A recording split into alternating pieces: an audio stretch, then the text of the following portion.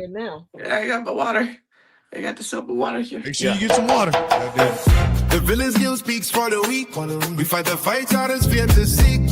Thomas Bishop, the brutalist, leads with might. His courageous way shine the light. The angry IT nerd stands tall. Building tech, break the wall. General Gambit tells our tale. While villain at arms as J, make sure we never fail. Beyond Gotham, hey, there is the villain's view. Beyond Gotham, hey, there is the villain's view. This is the villain's view. Hey, the world seen in shades of blue. Hey, we stand as one, we stand true. Hey, this is the villain's view.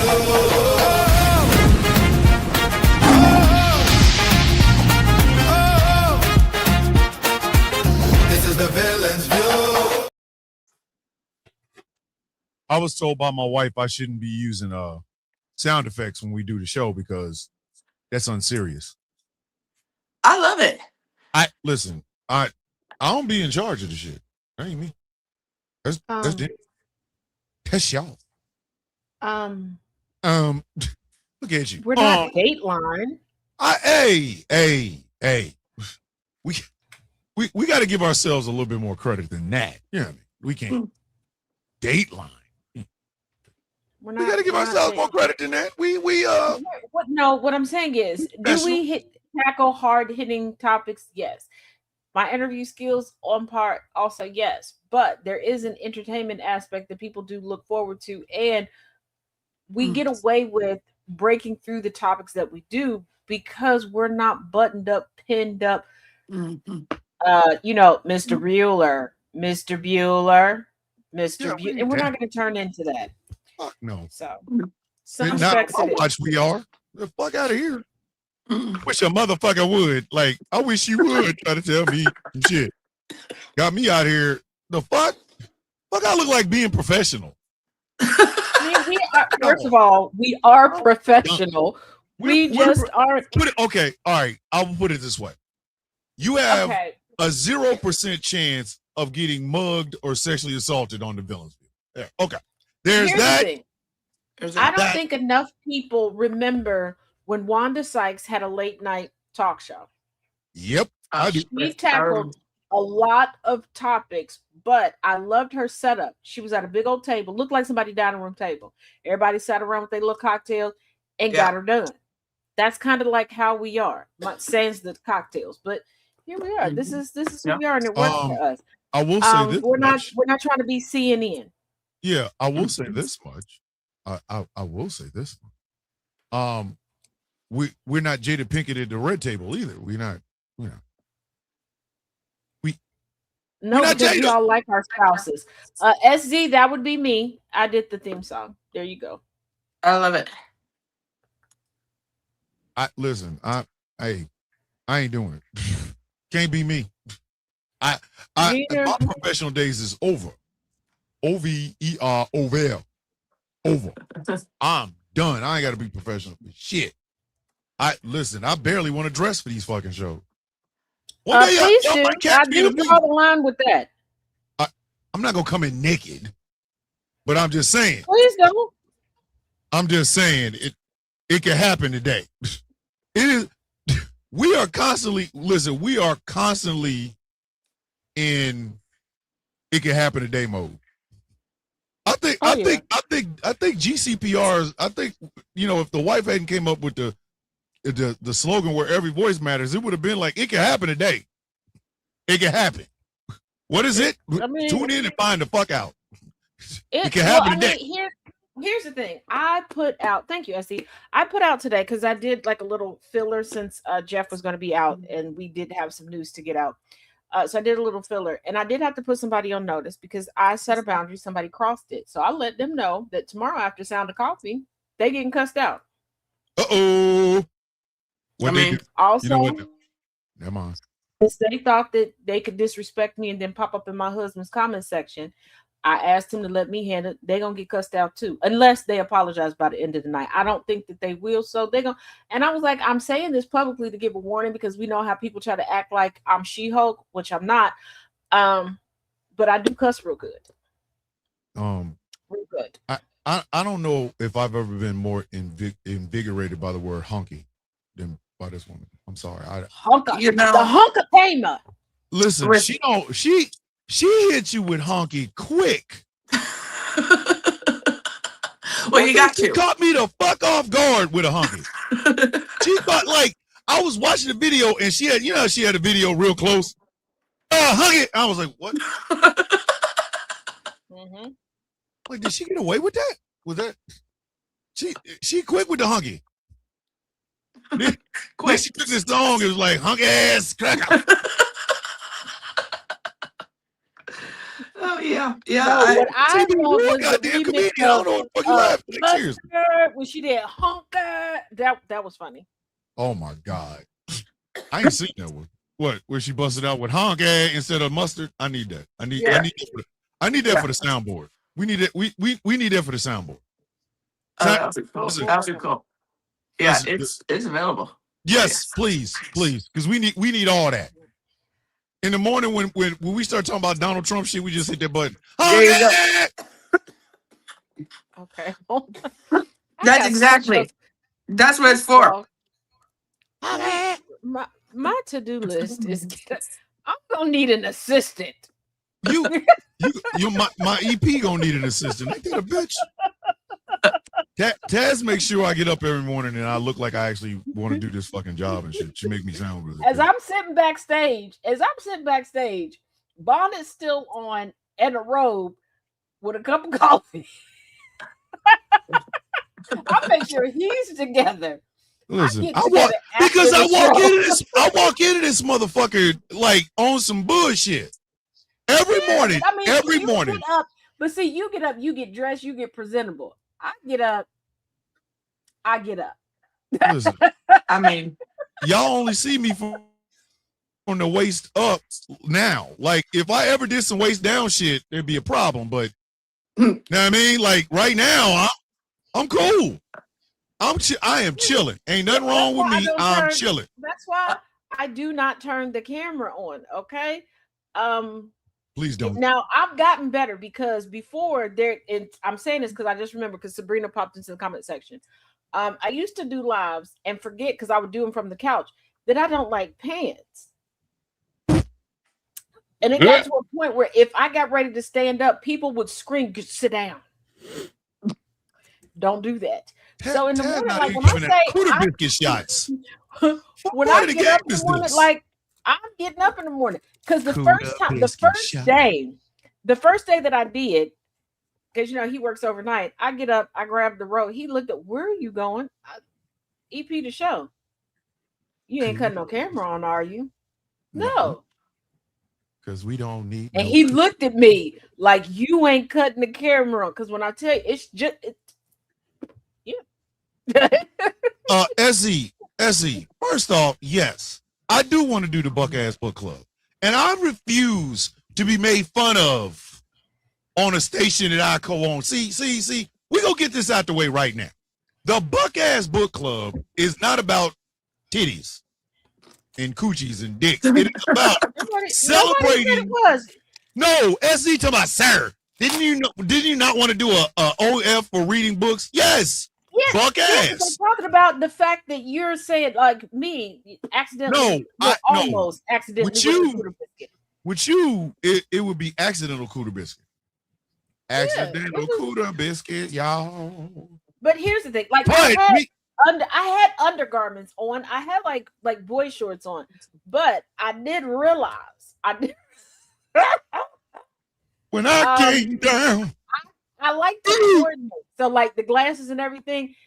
And there's a shade of pink because I have a pair of pants. I quit wearing them because every time I would wear them and on camera, people would be like, "You don't got no pants on?" I'm obviously not pink. I'm a brown lady. So I realized there's a certain shade of pink when I came into my skin color. So I was like, yeah, let's Listen, we make cool graphics for this show. I want this show to match our graphics. Like we be in there doing some bullshit and be like, "Yo, that looks sexy as shit." First of all, that rooftop I do match my graphics. Well, not this because I'm not a $10 house, but I do. This is not a $10 house.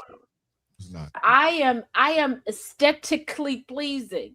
Y'all just don't pay me for my aesthetic pleasing. And I'm talking to y'all, watching, listening, and in the comment section. How I Michael told y'all I'm Pruitt gonna come into invoicing about y'all. good night, y'all? How is Michael Pruitt coming in the door talking about Good night, y'all. man? We ain't even started the show yet with the good night, y'all. He come in the door, come out. Good night, y'all. The fuck? Where you going? Even though Get some sleep, in the Mike. new graphic, even though in the new graphic for the show, I still couldn't get an extra inch or two. No, It's because two you're the pictures. shortest person on the show. Dad. Then nobody had I to know need you that. to We all accept sitting it. down. You- We I- all no, sit we are down. Didn't standing up. nobody know? I'm talking about when we're on air. We all sit down. Don't nobody know? I got a big personality. You could have made me bigger. I actually thought Taz was tall. Like, you know No, what I mean? no. Okay. When she told me the story, I'm 6'4", and she's as tall as I am in the In the graphic. picture, not. So not I in don't know real what life. more she wait, wants. listen, it is the angle of the picture that looks like that. It is not. It's not supposed to represent our full heights and shit. Angry was happy. I'm still the smallest. Of course, one. Angry Yeah, was happy. He was almost as tall as I am. Yeah, he Here's was the almost thing. as tall as me, and he was happy. Now Listen, I'm 5'4" and a half. Gambit's at an angle. Okay? Really? Gambit's at an angle. Yeah, why is everybody shocked by that? Yes, I am.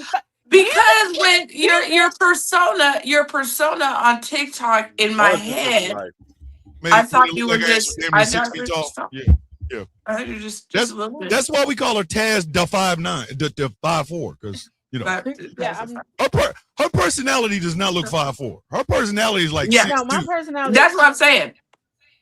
Like she got big Now- bitch. She got big bitch personality. That's I what do. And here's the thing: like the first couple of pictures, like we posted together as a couple, some people got. First of all, I don't know why people forget that heels exist.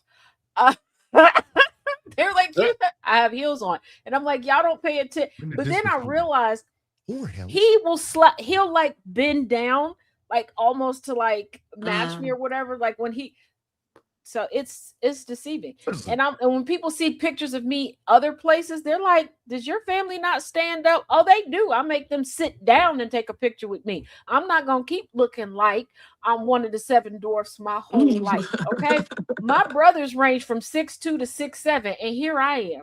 All my life, people, you're gonna be tall. Look at your parents. Screw Get you. your little ass out of here. And then my granny, my mama's mama, was 1 inch taller than me. You want to know how I found out? She decided to measure all of us one time on, put it on the door frame. Oh my God. She realized that there was an inch difference and she put mine in on Sharpie. My cousin now lives in that house. She painted over everything but what?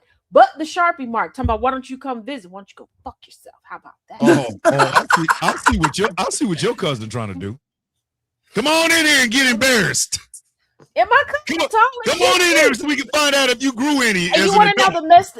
And but here's the thing. Fun fact, my mother continued to grow. When my mother and father got married, she was the same height as me. When she died, she was 5'11". My cousin's like 5'9", 5'10". They all big. They get on my nerves. Short shaming is very much problematic, and I do apologize. And the thing about it is, hold on, CB. Wait a minute. How tall are you, CB? I am 5'5" ¾ You the same height. Yeah. Mm-hmm. But Same here's the height. thing. I'm not even very sturdy because the day that I met Gambit. Tell the story. Please tell the story. Tell it. So the wind was blowing me away and blew me up and smack into, like literally up and into. We are flying away. We can't keep our feet on the ground. And the very first weekend I spent with Mr. Man, we went to go meet up with my daughter for like lunch or something. And first of all, both of them were going to let me just Mary Poppins away. I started to eat off the ground. My daughter just continues to eat her little snack. We are short as shit. He was just like, I don't have no attachment to it right now. Like literally, I was just about to I fly away. Yeah. Spread my wings and fly I want y'all to hear something. This is the opening on this new soundboard. Listen to this. Can you feel it? Can you feel it? That is, without question, like one of the most homoerotic openings of anything I've ever heard. Like, if a dude came out to that shit, you know what? I should put that to the choke fart. To the what? Wait. To the what? Oh, you haven't seen the choke fart? No, I don't know. I don't know what that is. Not heard about the choke you were fart. asking that question, you heard correctly. Go ahead. Tell her about the choke fart, Thomas, since you wanted me to tell her about how I was flying away. Tell her about the choke fart. All right. I don't know who said it. I don't know why they said it. I have no idea. All I know is I started choking on my coffee, and at the exact same time, I farted hard. This was Friday, okay? The choke fart literally is only about 48 hours old, okay? I was over here choking on my coffee, trying not to laugh, and I mean a hard, you know, one of them rapid fire machine gun farts that come out your ass. That one of those hit me, and I'm like, I almost died on this fucking show from a choke fart. I was choking and farting at the same fucking time. Thomas over here. It was nasty. That shit was nasty work. And in all honesty, like, choking. It was my fault. Yeah, it was her fault. Because I called somebody Saint no meat, Saint beyond meat, Saint tofurkey meat. The fucking tofurkey meat. See, there is a legend called the Legend of Saint Swole Meat. I will tell you where Saint Swole Meat came from. Okay. Saint Swole Meat was a character that was created right after the election of 2024. Okay. And basically, I told all them MAGA dudes, congratulations, you voted so that your woman can't have no goddamn body autonomy. Do not be surprised if she books a trip to the Bahamas and meets Saint Swole Meat. He's a motherfucker that walks around with a pocket knife who carves poetry in trees. He always wear white linen, no matter where the fuck he goes. Sometimes he has a shirt, sometimes he doesn't. And he comes from the family called the Saint Swole Meats. Most of the time he doesn't. Yeah, most of the time he ain't got on no fucking Let's be honest. Most of the time he doesn't. Hold on, wait a minute. But when he does, the most common phrase to describe said shirt is billowing. It's always billowing. Like, he always wears white linen and everything. You know what I mean? So Saint Swole Meat is the child. He's like the oldest child of Kronos and Athena Saint Swole Meat. That's his mom and dad. Now, Kronos, listen, the Swole Meat family is thick, and not in the way you think, but they are thick. I'm not gonna lie. The motherfuckers is there's some very, there's his little sister, Sylvia. In the undercarriage. Yeah, there's Saint Swole Meat's little sister, who is Sylvia Saint Swole Meat. Hold on, let me see. Oh, I even got a picture. Let me first put the picture of Athena up. This is the mama Saint Swole Meat. This is Athena Saint Swole Meat. I didn't know there was a family tree. Jesus, Mary and Joseph. Like, come on, man. Okay. Come on. That woman. Why do the Swole Meats all look like my damn kids? That was like my oldest daughter. Jesus Christ.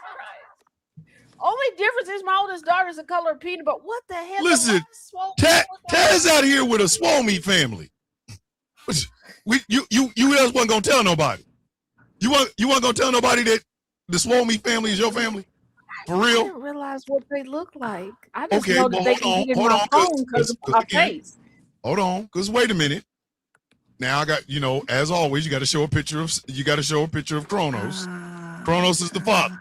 Now, I am not into older black men, and if somebody was, that'd be perfectly okay. But this, oh shit, she left. Shit. Everybody remembers Kronos. That's good old Kronos Saint Swole Meat right there. That man is quite voluptuous. Sorry, I press buttons and I get out of stuff, so I apologize. That's fine. It's not like you can't come back in. That is Kronos Saint Swole Meat. That is Athena's husband, Kronos. Now that looks like what chaos is on the inside because he got dark skinned man in it. Stop it! Stop! Fucking stop! You think I'm playing? The man does not have dark skin tendencies. He'll tell you, yes, he does. Yes, all his tendencies is dark, midnight dark skin tendencies. God, he out there with the Wesley Snipes ideations. Yes. Now, yes. Now, I'm gonna tell you, this is the one that's gonna keep the whole block fed. Ladies and gentlemen, the lion mane Saint Swole Me. This that motherfucker and right the one that look.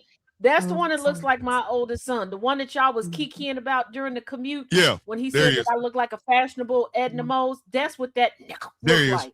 Yeah. That's the one that comparison before. Yeah. That one right there. I like him. That's the motherfucker that writes poetry in trees. That's the motherfucker that, he's in his natural habitat of no shirt on.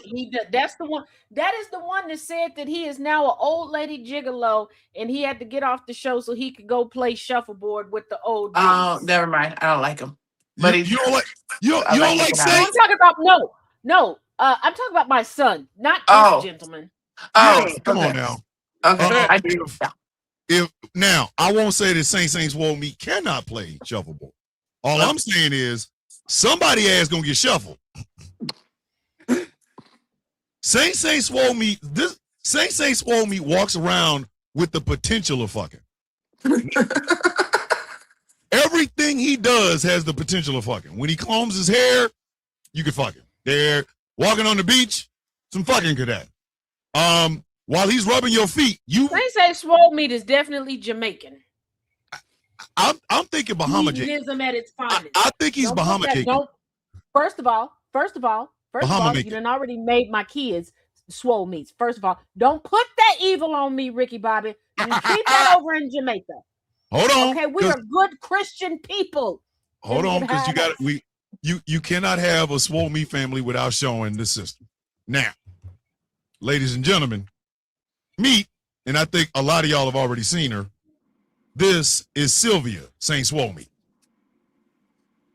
Goddamn. She looks so innocent and Jesus, what the? That looks like the Chicago kid. Jesus Christ. I'm trying to tell you. Sylvia's that motherfucker. She's just fucking gorgeous. Mm-hmm. Just fucking gorgeous. Now, there is a picture of the entire family together. And literally all it's going to say is the swole meats. That's it. Like, what the fuck else are they supposed to say? Like, hold on, let me find it. Where is it? Call them Arby's because they have the meats. They have the meats. They are the meat people. Oh, now I can't find a picture of call them the meat people. Don't call them the meat people. That sounds like we're doing something else over here. Why not? Because that sounds the meat people. Because that's Jesus Christ. Don't call them the Jesus. Don't. Do you not hear how that sounds? I ain't listen. I'm not the one that just made an Arby's joke. That was your twin, partner. That wasn't me. I had nothing to do with that. Who you first of all? Why are you snitching? You know what? If I was really good with Thomas, AI, hold up. Wait. I had nothing to do with it. Hold up. Thomas. Yes. I need to do a melanin check on you because only white people. Are you trying to say like I'm that. dry snitching? Is that what it is? Yeah, you dry snitching. So I got to snitching. I got to do a melanin check on you. I'm just saying. Anyway, if I was really good in AI, I would have put these people in AI videos. Hold on, somebody heartbeat going fast. When did this become a whorehouse? Not a whorehouse. It's not a whorehouse. Motherfuckers out here heartbeat like a motherfucker. Motherfuckers out here like oh my God. I don't hear. Hey. Here, Twin said. No, we are not dry snitching. Thomas is dry snitching. I am not dry snitching. That's a damn shame. Well, you know what? You're not dry snitching. You're dehydrated snitching because this is beyond dry. Okay. True. Freeze dried snitch. After all that delicious melanin, y'all still dry. You are Stephen Miller walking past somebody's cooter biscuit dry snitching at this point. Hell. What you Hey, we have got In to the talk. desert. Oh, mean, did you hear? Wait a minute. yeah. Did you hear that Katie I Miller was got just, a new affair partner? yes. We at some fucking point we have to talk about the fact that Katie Miller could pick good dick out of a police lineup. This bitch is First of fucking all, all of the wrong Miller. people. Katie Miller, first of all, she started off by fucking Steve Miller, but Katie Miller does not like him. Now, I have watched way too many hours of her podcast. Why? Somebody has to watch it to tell y'all about it. We ass damn.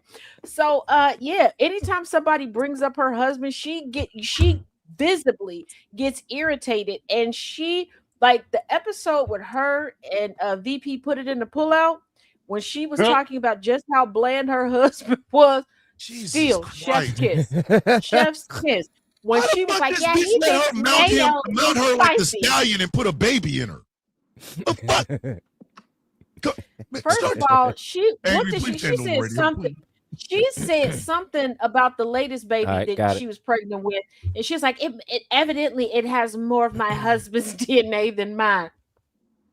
There's some Like a the border czar was like, "Yeah, Steve, Steven's so smart," and she's like, "Oh yeah, I guess our kids will have bottom both record. the DNAs." Jesus Christ.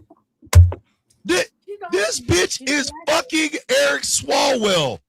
Hey, Katie, fucked do you Elon need me to Musk. direct you?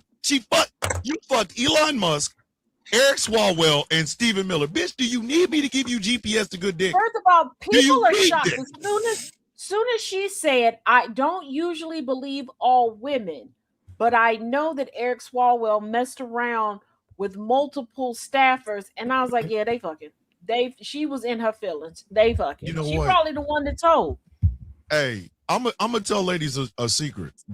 Men have questionable beats. We do. There's some women. There's some women on our record that if you ask us, we didn't do it. But she said it, and we go, I don't know what you're talking about. Like, we got some questionable beats.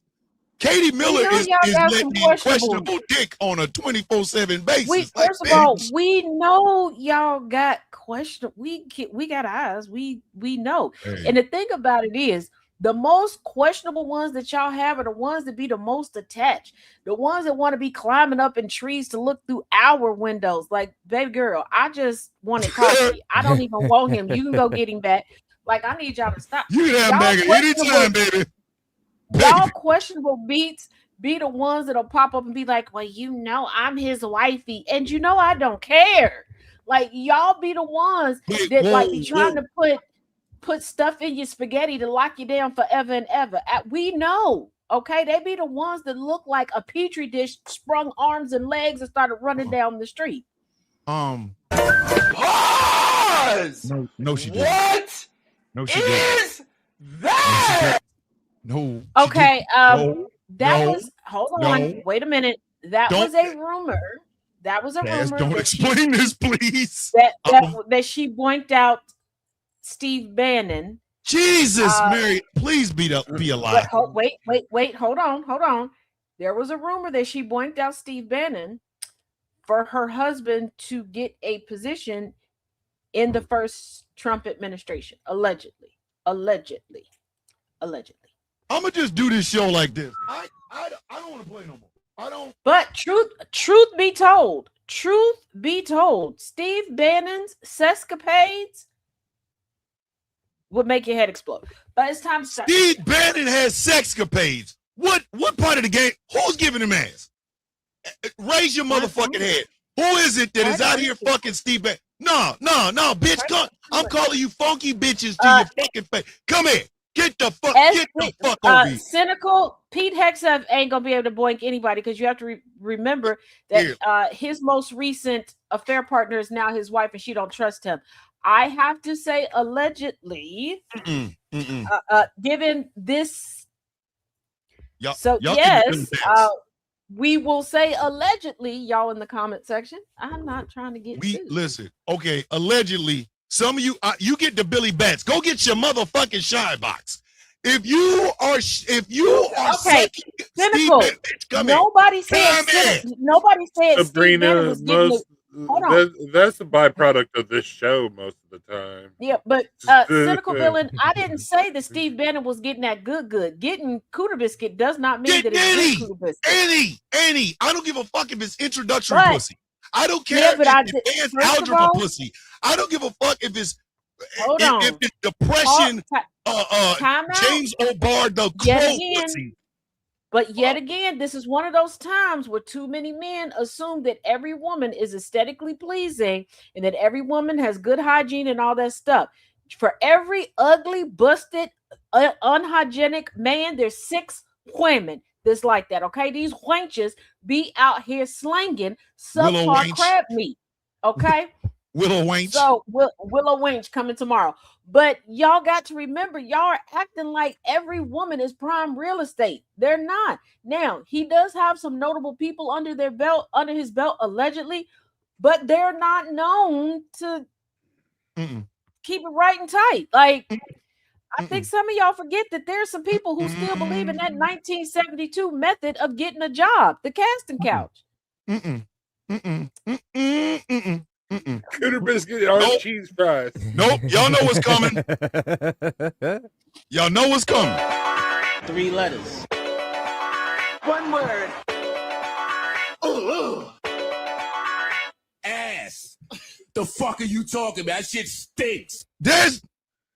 It is not a 1 Eastern. It's not a 1 Eastern Standard Time in the evening. It's a Sunday. You know what time it is. It is time for the Villain's View on Ghost Claw Productions Radio, GCPR, where every voice matters. My name is Thomas Bishop. I am known as Villain. I'm already throwing up. I'm here with the regular Rogues Gallery, the rooftop Avengers, if you will. To my immediate right. The Rogues Gallery of this fucking show. To my immediate right is a woman that sells all the records. She hosts the Taz Effect every weekday at 3:30 p.m. Eastern Standard Time. She's also, we all call her around here, Taz the 5'9". Get it the fuck right. I know her as my little sister. You will refer to her as Miss Taz Reloaded. Taz, Steve Bannon out here getting pussy, and I don't like it. Please say hello. Well, I would rather him get it willingly because he looked like the type that would try to steal it. And with his positions, he looks like and a his pus willingness, posture with a penis. yeah, and his That's willingness to go, yeah, but his willingness to go to prison, I don't want Steve Bannon kicking my door in, talking about I like you, I want you, I'm gonna have a prison stint. He's gonna become Swiss cheese to somebody. This motherfucker hitting somebody from the back is disgusting. Oh, didn't nobody say he got enough PP woman for with all of that? self-esteem and Steve Bannon giving up the not the pumps in the bump. Nobody said he had enough PP for that. You doing too much with that, okay? You doing too much. He look, allegedly. If Steve Bannon has a child in this world, somebody owe me some money. Hold on, no, wait a minute. What? Elon Musk got kids in vitro. Yeah, but he mails his splooge. Like I said, in vitro exists. But hear me out. Word on the curb is he's lip syncing with people. Okay, I know some of y'all say scissoring, but ain't no cutting going on. He's lip syncing. Okay, he is smashing B flaps together. Are y'all catching what I'm putting down? To the far right, it's the angriest IT nerd on the fucking East Coast. He hosts a bunch of shit. He's a smart ass, and he don't like snitching. I refer to him as Gilbert, my little brother. You refer to him as the angry IT nerd. Angry. Just say something, man. Just say something. I'm trying to process everything that's been going on so far, and I only been here since like fucking 10 minutes now, and the shit been going on for about a little over 30. I have no clue. This is some AO, and this is AO. This traumatizing, and this AO, bro. I think I need a therapy session. Just from this first 10 minutes. But anyway, how's everybody doing tonight? Everybody doing okay? I'm still processing being called a rooftop Avenger, but hey, that's still beside the point. Or a rooftop. Say the rooftop rogue. I was gonna say the rowdy rooftop rogue of radio. We might as well call ourselves that. The quadruple R's. That's Rough Riders. To my bottom right, goddamn R's. To my bottom right is the man with one of the crispiest beards in the Midwest. He is co-host of Rules of Nerdquisition. He is also our Struggle Love Condom, Self-Love Lube, Rock Bottom Records, and Dookie Dollars spokesman. I refer to him as Nate, my big little brother. You refer to him as General Gambit. Gambit, say hello, please. Good evening, everyone. How is everybody tonight?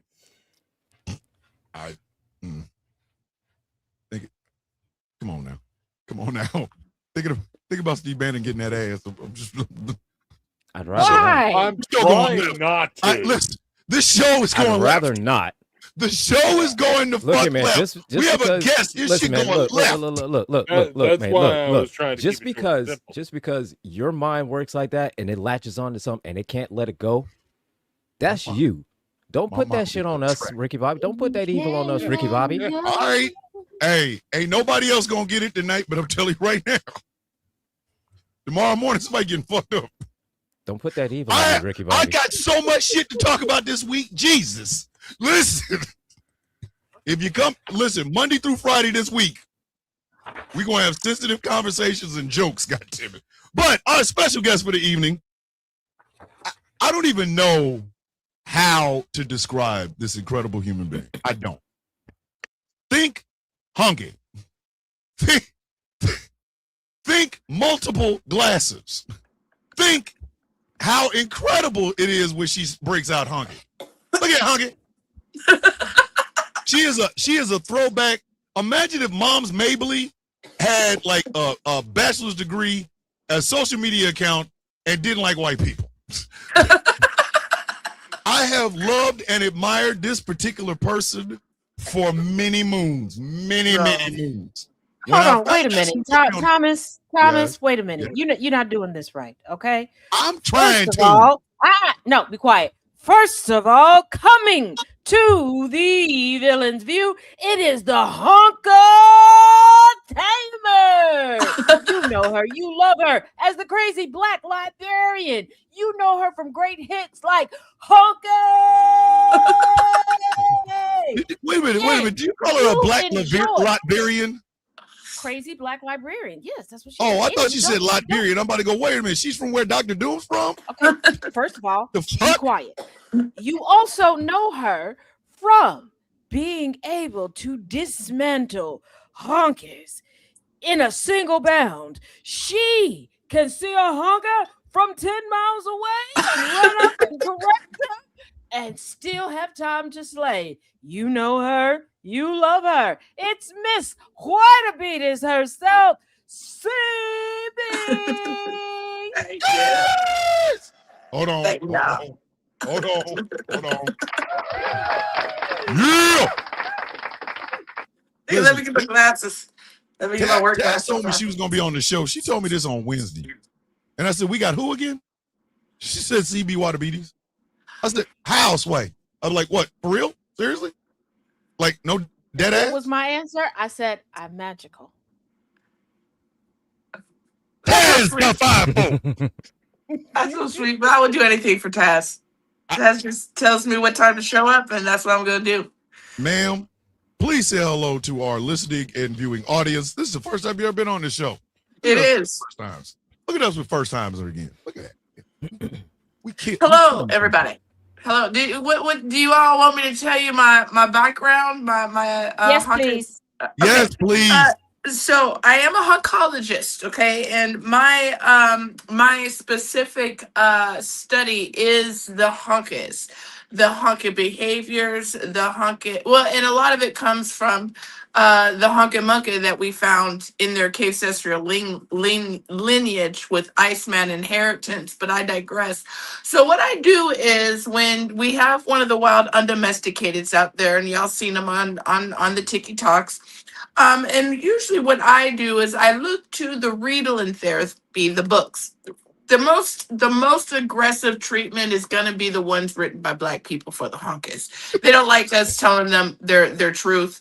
They're a little bit more receptive if another honket is telling them that they're low life crabgrass honkets. But typically the ones that are written by Black people, it's too much for the honkets. It's too much. So I have studied them. I listen to their colonies. I do translate colonies and honkanese. In Honkanese, and we just identified their ancestral language. You guys have noticed an uptick in them using Ooga Booga. Well, we actually identified that as their ancestral language, and it's coming out. They're reconnecting because of the family wreath, of the cave wreath. So they're reconnecting to their ancestral language. That's what we have gathered. We don't understand it. We don't speak cave. It's a completely different type of. It's more emotional communication. So we do. It's a dead language. Jesus Christ! Yeah, it's Mary and Joseph. Yeah, it's a horrible thing. But we've been making the connections. We're trying to bring them, the wild, undomesticated ones. We're trying to bring them back to their cave ancestors. Because we personally believe once you know who you are and who you're connected with, then you're easy to learn. You're a lot easier to tame. It's a lot easier for us to manage that. So what we've done is we've discovered their weaknesses. The sun, obviously, that is the only system that will be racist against the Honkies, but they never call that out. They said that me describing them and their behavior is racist, but I'm just loving them. Actually, I think that's love when I'm describing them, giving them accuracy in their Honka history. I do all the things that someone who loves them would do. And of course they feel embarrassed, but that's part of the love. I'm here to shame the Honkies because that's part of the treatment is to make them Honkies very uncomfortable. Okay, we got to break right through that Honka shit, that comfort, and give them their truth, their Honka truth. But we do see a lot of the Honky Kongs out there beating their chest. We do call them the 1.5ers. That was actually a newly discovered one, and you guys mentioned them earlier. The ones that hate women. Oh, well, those are called the 1.5ers. And you can pretty much guess what that 1.5 stands for. But we were inspired by Napoleon. See, Napoleon didn't like women either. See, but this is what's interesting when we bring their cave together, when they bring the caves together. They also have an obsession with the peen. Okay, they love the peen. They have an obsession. They have a museum in Iceland for the peen. Even peens that have been imagined in their Honka hits. So they sat there and imagined what a peen looked like, created it, and put it in a museum in Iceland. I digress. So Napoleon, he did not like women, especially the smart Honka women. One in particular, Germaine de Salle. She was actually on that shit. She was on that shit. Was really fucked up. Threw that ass around in a circle a lot, but she came from an elite family, so they were able to hide it. But I digress. She got thrown out of the French. The French, Napoleon didn't like her. Honka ass threw her out. And said, "Bitch, get the fuck out of here. Take your shit." Okay. And so he did so. He did so. He was like, you got 11 minutes. Get all your shit. Don't leave nothing behind. Exactly. 15 exactly. Fucking parking lot, bitch. Exactly. Told that bitch, get the fuck up out of here. Okay. You gotta go. You gotta go. Exactly. And it was like, take your raggedy book too. And well, she ended up publishing in London or whatever. But what ended up happening was Napoleon passed away. Other Honkas, the doctors, the professional ones, the PhD Honka men, they removed his peen and stuck it in a box. Peen in a box. And some Honka heifer in New Jersey's father gave it to her. And you can go ahead and Google it. And apparently he had what's called Killerman syndrome. Him and Hitler both likely suffered from that. And that is the 1.5er, the 2 fingers instead of the 2 hand situation. But Jesus. Then go ahead. Wait, okay. I need you got the car in D. I need you to put it in R back up. Okay, let's back up. Because at the same time, you said they found somebody else to say that to. Usually they just say that to me. I'm proud.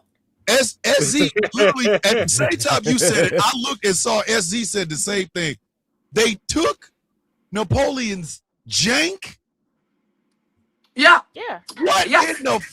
If you bring me a present of dick, I'm going to murder you. First of all, If you I bring don't me think mummified cock, okay. I'm fucking you up. Here's the Basically, thing. what A they lot of gave you people was a have dick in the Napoleon's box. complex. Yeah, but A people dick have in a Napoleon's box. complex. Angry, get the fuck out. All Get the but fuck out. well, hold on. They had a A dick lot in of a people have box. Napoleon's complex all wrong. People forget how Napoleon was able to do things, and he was a gigolo. Everyone should know that boy was slanging dang-a-lang everywhere. Everybody on the globe could get it. If you give me, if you go around the motherfucking world and you find a gift and you call me and say, Thomas, yo, I got a gift for you. It's rare. It's super rare. I found it in India. And you come home with a petrified dick in a box. I mean, it could be worse. You could be the English, but you could be the English variety of the honkas, and you could have been taking mummified PP from the Egyptians and crushing it up and seasoning your food with it or making tea out of it. I mean, it could get worse. If you brought me mummified dick, I assume you want to dig up my mother. And hold on, wait a minute. I want y'all to realize that they inadvertently made Napoleon the precursor for the mold your man. Ladies and gay individuals, you know what I'm talking about. Or maybe some of y'all straight men been asked to do it. Because that's essentially what they did. I mean, somebody's grandma or mama technically has a mummified dick and they passed away peppy that they Uchi Coochie Wally Wally and with probably right now. You know, I assume if you bring me a mummified dick, I assume you are going to do something to my mother. And that's correct. Napoleon was actually average height for French people. The complex was him slanging dangalang everywhere. Let me say this real quick. If I go over to your house and you feed me something and you give me some seasoning and it's made from a mummified dick, I normally am not a violent man, but in that instance, on site. But here's the thing: in a parking lot, it's on site right then and there. But they knew that that's what they were doing. They were gathering for these parties. They were like Tupperware parties. They was like, "Girl, you got that new seasoning? Yeah, I got Egyptian mummified 32. This is a good year. If you 32 mummify some shit and offer it to me as a seasoning, it's the motherfucking parking lot. But I guarantee you, your neighbors will know my name when I beat your motherfucking ass up and down the goddamn street all day. That's not the type of neighbors know your name we looking for. Yeah, listen, white people don't do no seasoning except mummified Egyptian dick. Parking lot. True. Fucking parking lot. Here's the thing. Even though you do spotlight the hunkas with the Whitabetes, you put together a handbook for them. You want to tell the people about that? Yes, there is a so I did publish a handbook and glossary because we do know the honkas love their definitions. They cannot get past the definitions part. So I got something for them online. It's a glossary. But there is an introduction to Whitabetes type A and B available on Amazon. However, I am now and it could just be the Whitabetes overexposure and part of my hunkerettes that comes out. I am writing a new book with a little bit more information, including pictures, because my thing, like Pepper. Y'all know Pepper? Yeah. Well, my thing about those types of wild, undomesticated rabbit hunkas is they believe that one day it's just going to disappear. I don't think that we should allow that to happen. So under certain definitions, words, I will have not just a descriptor of the word. She would be considered an ugly. because she's not easy on the eyes, but she's a good performer. She's a good puppet for the hunkies, because she's not a hunka. She's a Latino hunka, so she's, you know, she's doing the dances. But she's gonna be under misogynarist, because, you know, as we can see, her whole platform, she's just obsessed with black women. So I'm gonna have to put her picture in there along with quoted. So you got to make sure you quote these hunkas correctly, because what they also do, y'all know this, they'll deny they just said what they just said. Yes. Every fucking time. Yeah. The first time I ever saw Pepper, she was offering up some of the worst goddamn earrings I've ever seen in my entire life. The one shaped like tears. Yes, the plate with the fucking the bitch had checkerboard on it. These I made these earrings just for white people. Bitch, ain't nobody checking. Again, do we have to do this? Coming to see me. They're coming to see the Temptations. Ain't nobody coming to see you, Otis. Ain't nobody coming for them earrings. Ain't nobody. When she showed them, I was offended as a person who pierced both my fucking ears. Bitch, if you, Pepper is so. Yes. Pepper, listen. Unpeppery, because she's not spicy. So she's definitely not so freaky. My first reaction was, "What the fuck is this? How the fuck are you raised Latina? You get old enough and you platinum blonde your fucking hair and are out here fighting for every white cause. Bitch, I bet you going down on you is like sucking have we confirmed that she was raised Latina? Bitch might have been raised in the Caucasus Mountains for all the fuck I know. I don't know what the fuck it's possible. But I want to give insight to that. So what a lot of people don't talk about, the Mexican population in Texas don't talk about, is their history. What they don't know, what they don't talk about, is the Mexican population back when the Hunkes, the wild undomesticated settlers were coming in. They actually encouraged the Hunkin men, the Hunkin settlers, to marry Mexican and Tejano women, and then they got land for it. So they were actually giving the settlers land when they married these Tejano people, and that was because they wanted people like Pepper to end up being the honksendant of these Hunkins and Mexicans. The honksendant. Listen, she got that's the first time in 4 years of this show that the word honky has been used in so many methods that I had no idea that could be used. Listen, and I cannot unhear that now. Listen, and now I need to incorporate all of that into my life now. Jesus Christ! Explain to the people what honkerettes is in case they suffer from it as well. Yes. So honkerettes is also comes from black fatigue, the real black fatigue, you know. But honkerettes is when you are overexposed to the hunkas and the hunkish shit. Okay, I get it a lot. And you just start calling everybody honky. It doesn't even matter if they're a honky or not. Everybody's a honky. The dog's a honky.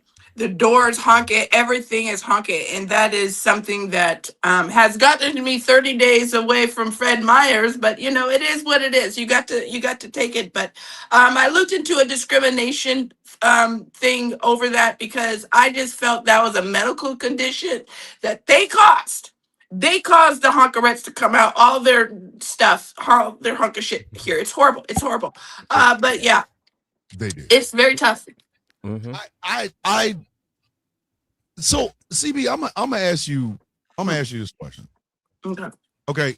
In this time and place that we're at, where it just seems like hunkerness is just a problem all the way around. All the way around. All the way around. What do you see as the number one characteristic of honkivism? Like, what is it? What is the one thing every time you see, whether it's a video or a news story or something like that, you speak and go, hey, that's honkies?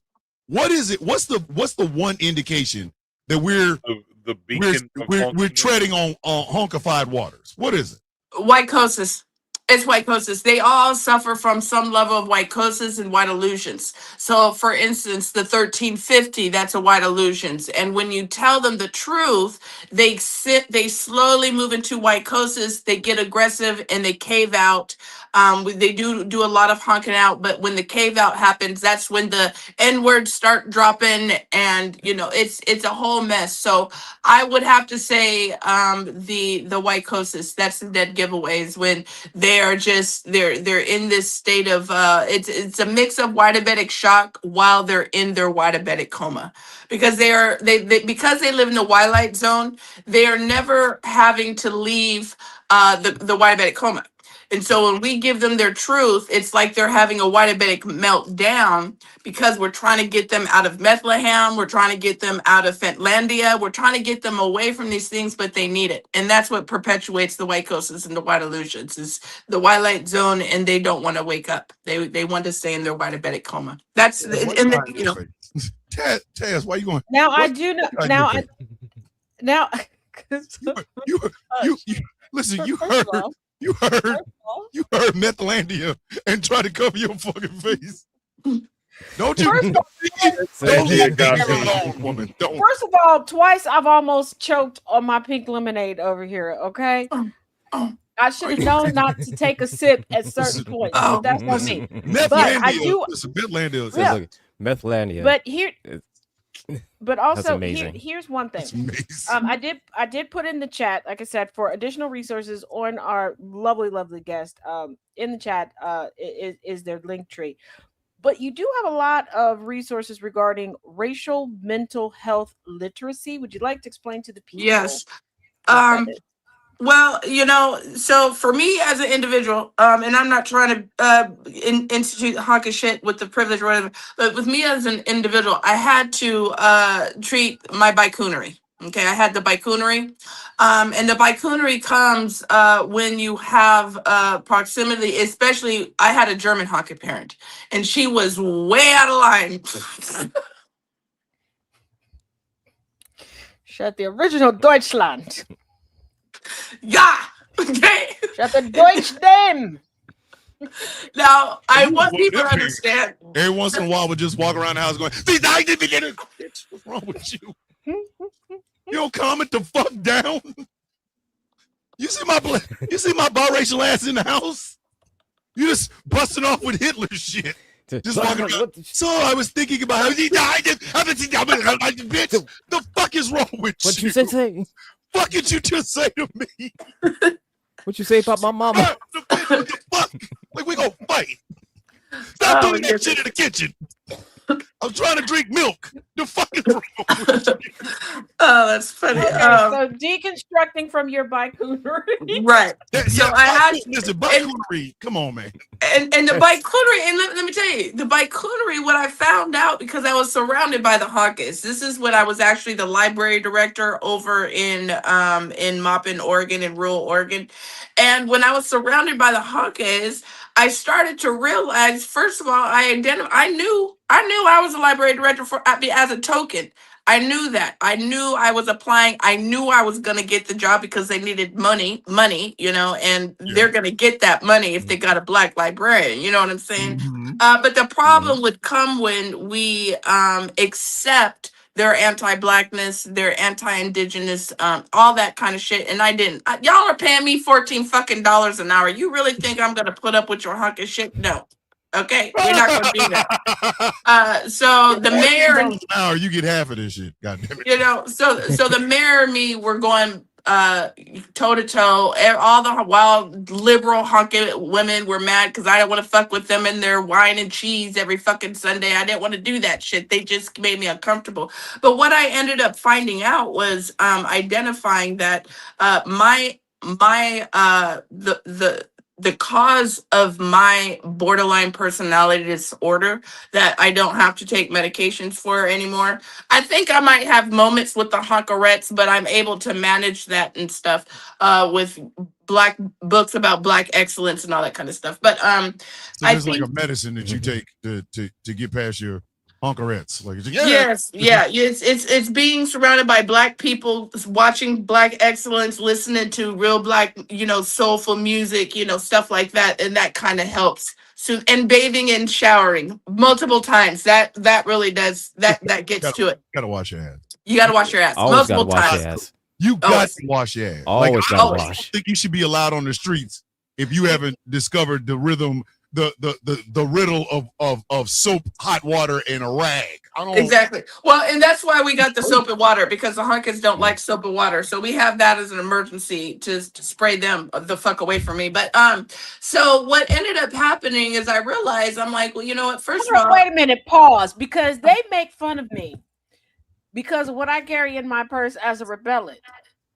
Okay, first of all, soap strips and Lysol. And they thought I was joking when I said I spray people with Lysol. Who do y'all think I learned it from? Taz. okay.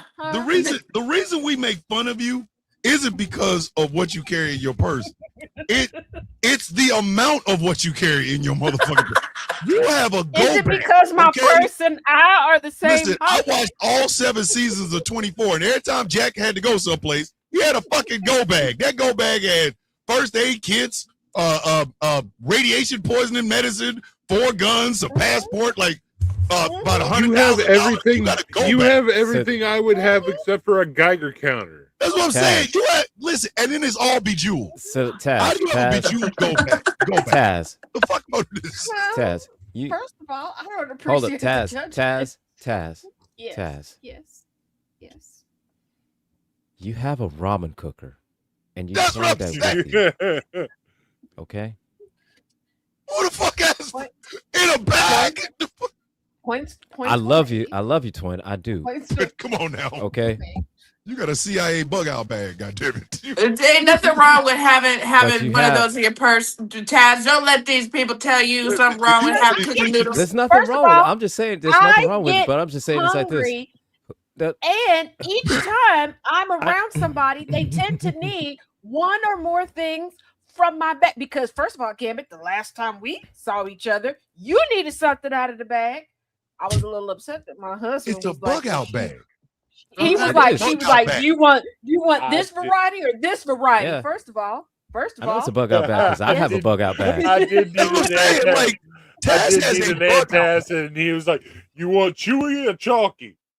Do you see what I'm saying? Like, when And the I had debate, both. when there's a debate on the type of item Chewy. that you have in your bag, and it Chewy, I features guess. I mean, different flavors, like, come on, man. The Come, choice. Well, you, hold on. No, again, if you had a real- regular but see, schmegular bug out bag, I hold on. wouldn't have a problem with it. But that shit real is got. quick. Well, hold on, real quick. When I the first time I met SZ, we went to his house. You My subjected purse SC to became that? an attraction for the day because of how organized it is. Literally, people were taking turns just to look at my purse. Listen, Taz carries shit in her motherfucking bag that you don't think of.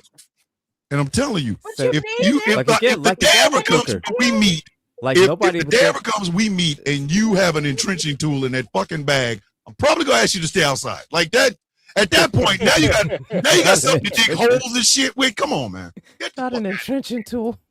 If you got an First of all- entrenching tool in that motherfucker and a flint lighter, First of all, I mean- I do have a sticker printer that I keep in my purse, and I have Stop! stencils. So I think that first of all, I think that I she would got be a a hit. Kinko's in her bag, dog. First she of all, got a I Kinko's think in I her would be bag. I would be a hit with your daughter. With my Because I daughter, got yes, mark- but you come I on. got glitter pens and acrylic mark. We could do some Listen, crap. she go. My daughter go look at you. Go, what the fuck is this? Who is this woman? And why is it all bejeweled? Heidi, I am like bug out Ma- bag that's bejeweled. Heidi, I am like Mary Poppins in more ways than one. Because if the wind blows too hard, I wouldn't be I'm surprised if gonna you got a report baby. it. I wouldn't be surprised if you have a Derringer in your purse. I would not. I would not. Just a I used- 2-shot I'm Derringer. I still, used- listen, man. I'm first still of all, convinced the I Lost City of used Gold to. is in there. First of all, I used to, but that went to my one daughter that travels a lot for work. So Also, you teaching your daughters how to bug out. Hey, man, you never know when you need to we bug at? out. I just Never got know when you sugar need to bug out. packets. That count? Jesus, Mary and Joseph. see exactly. See, look. Thomas, When you least do expect not it, make who will fun be when you at? least expect it. That's how much you want to bet Taz will have justice. I'm pretty sure she will. I'll go not into doubting fucking it. anaphylactic Not shock. doubting that at all. Not doubting It's really it at all. not. I'm just saying, you already talking about, well, it's my purse and I keep some. No, Taz. We don't make fun of you for the purse. We make fun of you for the amount of shit in said purse. Oh, Ash, it's rechargeable. It's Bluetooth, my sticker printer. And actually, I have two. I have a color one and I have a black and white one. I also have a portable printer. Fucking Kinko's in her purse. Yeah. She is a Kinko. There's a whole Kinko's. Then my friend Sabrina's like, Taz has the plan and the miniature plan too. Dog, she's got a fucking Kinko's. Are we new here? Like, why are we here, Ike? Why? First of all, for this week, well, actually, I got a bug out. This is the schedule for the. I made a choke fart sticker. So, do you carry a tiny house in your bag too? She got a goddamn poncho and a poncho liner in the motherfucker. Dad, I got trip decks. I love it too. But she does have a pop-up tent. I'm just saying, I say all this out of love. I'm saying all this out of love, Twin. I got trip decks. No, but she does. No, but she does. Oh my God. So, CB, what drove you to be the person that understands the hunkies? What was your honky villain arc? What was it? You know, it got to a point to where I started, and y'all do it too. Y'all know how to do it. You can predict what they're gonna say and what they're gonna do. Because I'm looking at their honka history and they're just repeating themselves over and over again. They're doing the same honka shit. And it's, you know, that's been a big part of it. But also realizing that, you know, it's not just hunkets, because I talk about the bicoonery. And just so everybody knows, I love my mom. When that woman died, it destroyed me. I went on a dark, and my dad passed away like a year after that. So when people think she hates her mom, no, actually, my mom and I were very close towards the end of her life. So I hate it when people say that, but I had to be real with myself. I had to be real and be like, okay, so what's the hunk of shit that I acquired? Because you can't be surrounded and grow up around all these wild hunkas and not get hunk of shit on you. You're gonna get that hunk of shit on you. So I had to. I read this book. It's called Why I No Longer Talk to Honkas About Race. Well, why I no longer talk to white people about race. And she's talking about white people, and I'm reading this book, and I'm like, well, goddamn, she's talking about me. I do that honkish shit. And so I spent some time reflecting on my bicoonery, where it came from, and realized, to answer Taz's question, I realized once, and it was from my mentor, Mr. Bobby, who actually moved from Tulsa. His family moved from Tulsa after they were one of the people that refuged away from Tulsa when it was on fire, when they burnt it down. But he said, because I was flipping out, I was surrounded by these honkies, and I was like, I don't know what's going on, fire, you know, I was flipping out. He was like, shut the fuck up. They want you. He was like, they want you dead. That's it. That's the bottom line. They want you dead. There's always going to be exceptions, but that's why I don't talk about my honkin' mom, is because she did not raise a biracial. She did not raise the mixie. She didn't raise any of that. She never referred to me as any of those things. Yeah, she said you're German, or, you know, because Jewish too, but, you know, there was no I was black. You know what I'm saying? So I had that benefit of knowing my identity, but the problem came with me wanting to get rid of that identity, have that blackness in whiteness. And it doesn't work. It doesn't work. You got to get rid of yourself. And that's when the mental illness stuff started coming in, because I'm black, but y'all don't like me. And y'all calling me the N-word, the gaslighting was the other thing. My whole life they've been gaslighting. They'll call somebody the N-word and look to me. We're not talking about you though, Ronnie. You're not really black to us. But that was because I was my anti-blackness. I wasn't really black to some of them hunkies because of my anti-blackness. and the anti-blackness is what got me in there, and that's what made me crazy. That's why I had to go do the booger sugar and drink all the fucking time being around them goddamn honkers in my 20s. They fucked me up, they really did. But anyways, yeah, you know what, I'm just gonna I say this for people that are just getting into this and recognizing there's always going to be exceptions, but they're not the rule. So you've got to look at all all of the honkas with a lens of understanding that their identity depends on racism. It depends on our oppression. They know that they don't understand it because of the smooth brainage, and the lack of frontal development. But through all of their history, through their honka history, their identity, their measurement of morality has always depended on the violence they've committed towards Black people, all through it, all through their history. So that is one of the things that is very important for these honkas to understand is they're not doing anything different. They're not saying anything different. But if we recognize that, if we can recognize the Whitabetes, then we can protect ourselves. This Do the you separation. okay? So if we gave you, I want to play a game. Okay. Okay. It's called Levels of Honkiness. Okay. Oh, God. Yes. So Yes. I'm gonna give you a name, Okay. and you give me, or we're gonna give you a name, not me, but we're gonna give you a name, Okay. and you tell us what level of honky they are at right now. Are they savable? Can they be saved? What it would take to save them? Or are some of these motherfuckers just done? Yeah. All right. And I'm gonna start it off. Okay. Jake Lang. Jake Lang. Okay, so So I might be a little biased because any little bit of honka shit to a medium to a large is gonna get you in isolation. But he's a major honky. He's a major honky. Is there any saving Jake Lang? I'm gonna be honest. Honkin' men are really the reason why I'm leaning to they're not savable is because it's for those types of honkin' men. They're obsessed with too much peen, and they until they get rid get rid of their obsession with the peen. They're always gonna be hunkies. Always gonna be hunkies. High level hunkies, actually. Yeah, because I do honestly believe that Jake Lang is dick jealous. I do. Yes. I think if he was honest about it and just came out and said, I am jealous of black dick, I think we probably would accept it better, but we ain't got Wonder Woman's lasso. So Taz, you give him a name. Give her a name. Nick Fuentes. Oh, now that is a wild, undomesticated one. He needs to be isolated. So I have submitted, they did email me back hunk of shit and whatever.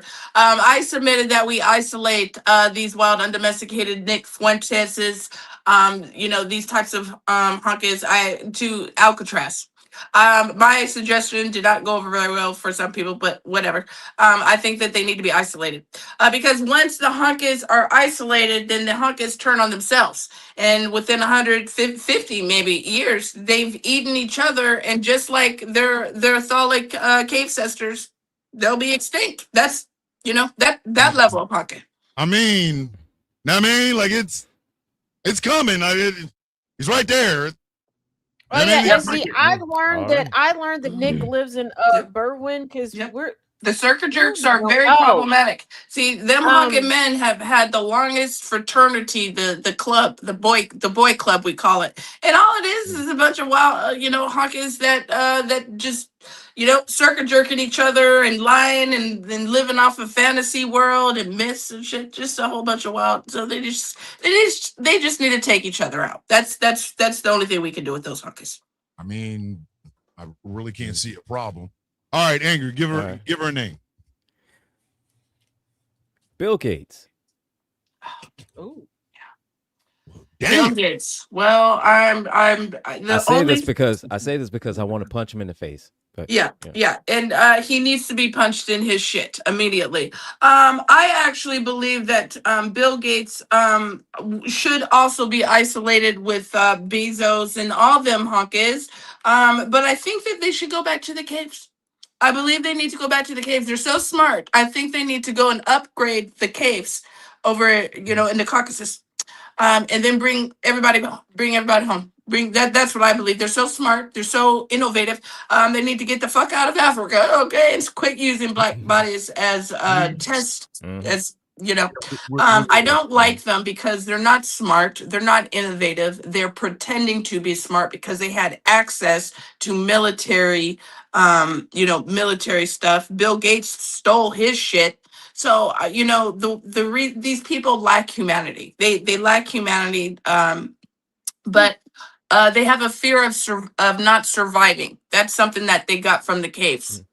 They have a fear of not surviving. That's why they're also obsessed with the peen. It's because of that. All right, here's one. Here's a curveball. Brandon Tatum, Officer Tatum. Oh, Brandon! Oh my God! Oh, this one. I actually believe he has a honky mom. I believe that he came out of the womb of Satan, has a cave cooter mom. That's what I believe. I think he's a Baicoon. But I digress. I was actually looking for her and I couldn't find anything of her. There was an older honky that he had a picture with, but I digress. I believe that he needs to go to Alcatraz as well, be isolated. Because what he doesn't understand is when they are isolated and by themselves, he would be the first one that they eat. Literally. What a lot of He fucking would. That's the crazy part. He would. Listen, what these Brandon Tatums don't understand is delectable Negro. They are the delectable Negro. They have been seasoned with anti-blackness, racial trauma, capitalism, toxic masculinity. Those are seasonings. And I think he does have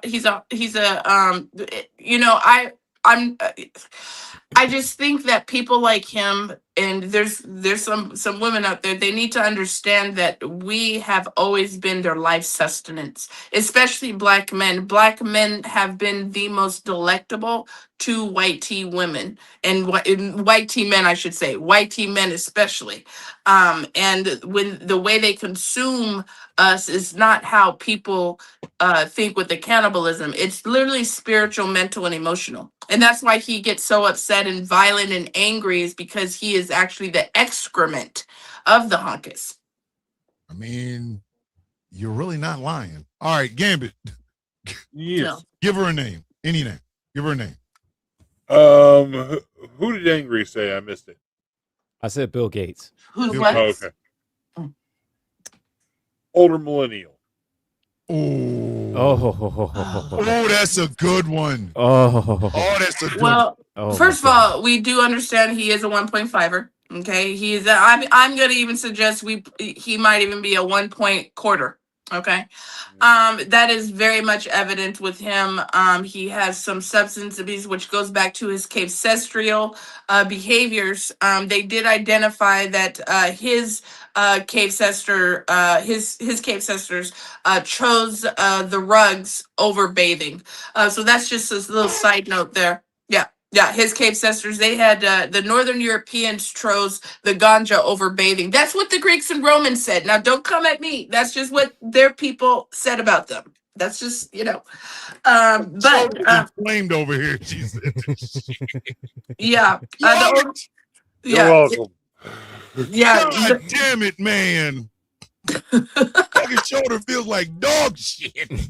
Yeah. She busted that one out of nowhere. Yeah. Like, yeah, the older millennial, he's desperate. Again, 1 1/4 type of guy. But I think that what's going to happen to him is in about 5 years you'll look him up and he will be likely registered, if you get my drift.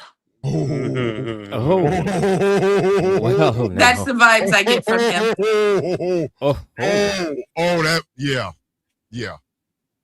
That's a no-brainer. That is real quick for some background information. That's assuming that he's not within the next 5 years on a transplant list.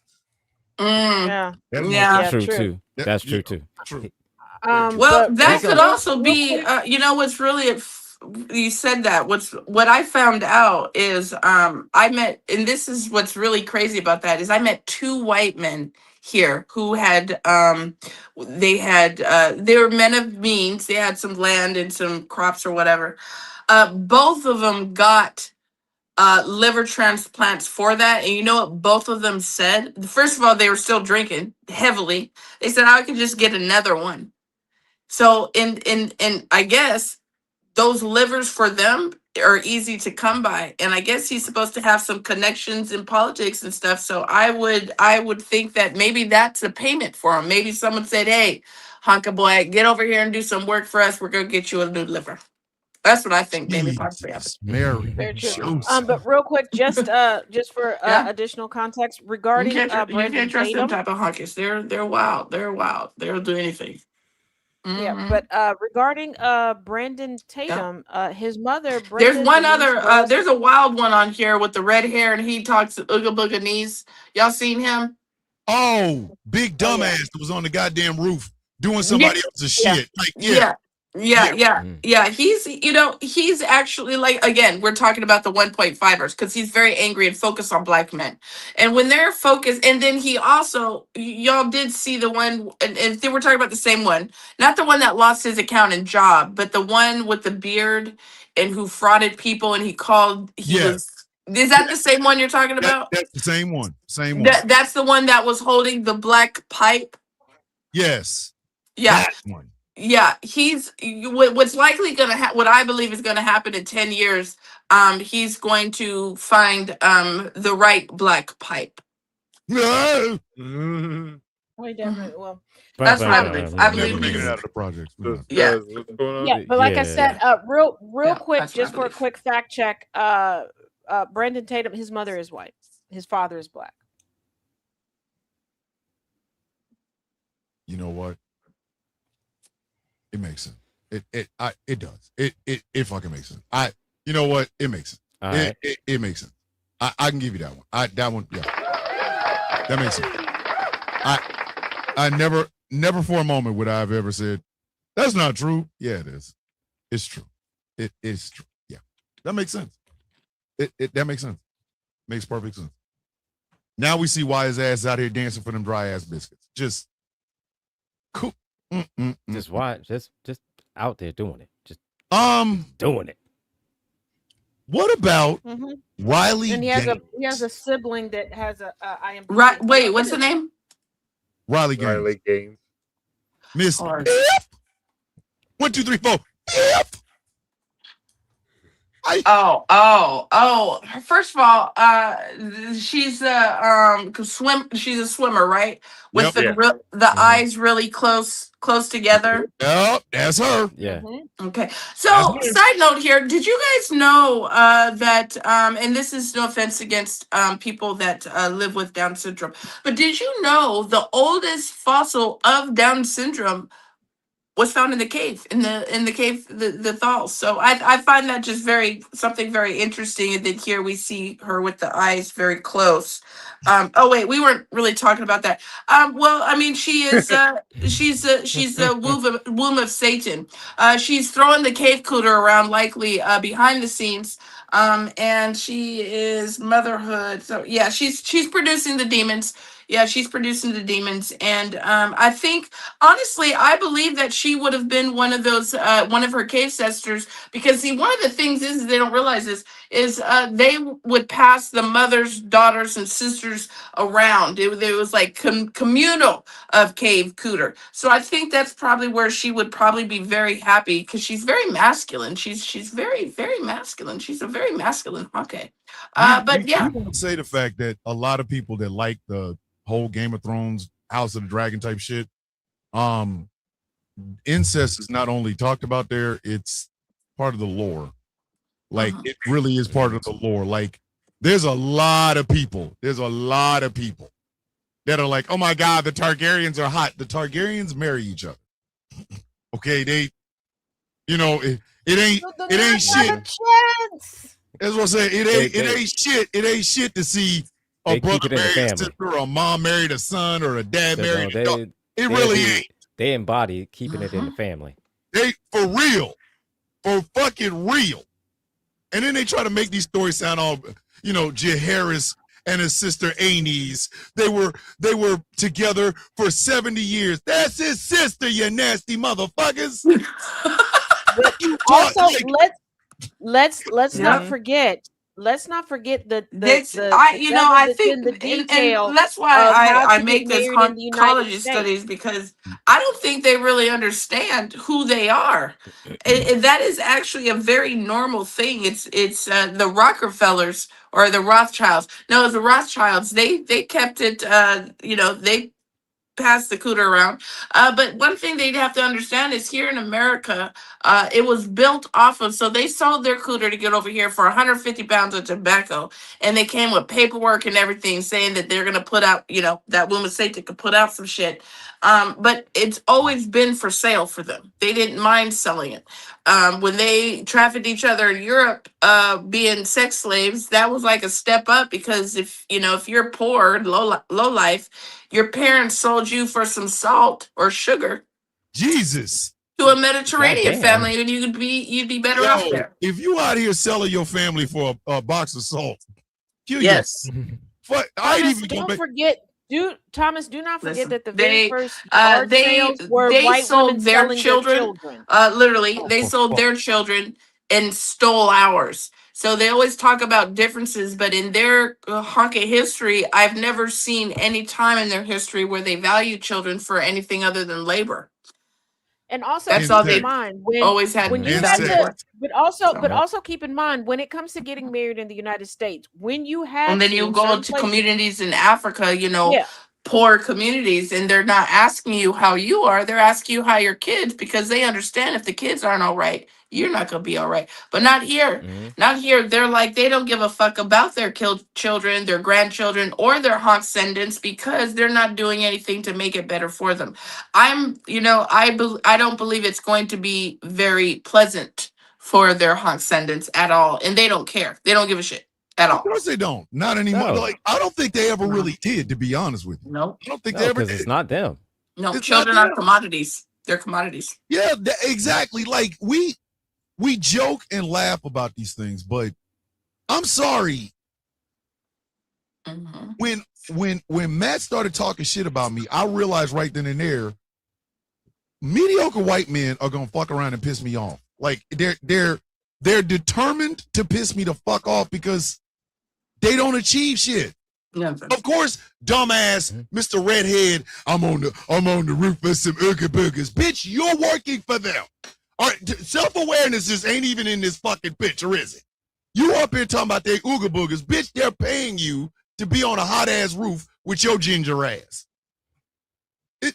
I'm proud to be stupid. Like, I'm fucking people. No, but like I was saying, when you brought up the incest, let us not forget that we had to get blood tests. We had to get That's what's interesting is that what I learned about the roofing hunkers is when you are a roofing hunker, that you're a hunky man that roofs, that means you're like the lowest of white men. Like this is what they were saying. Like you have to be a real low down person. Structure?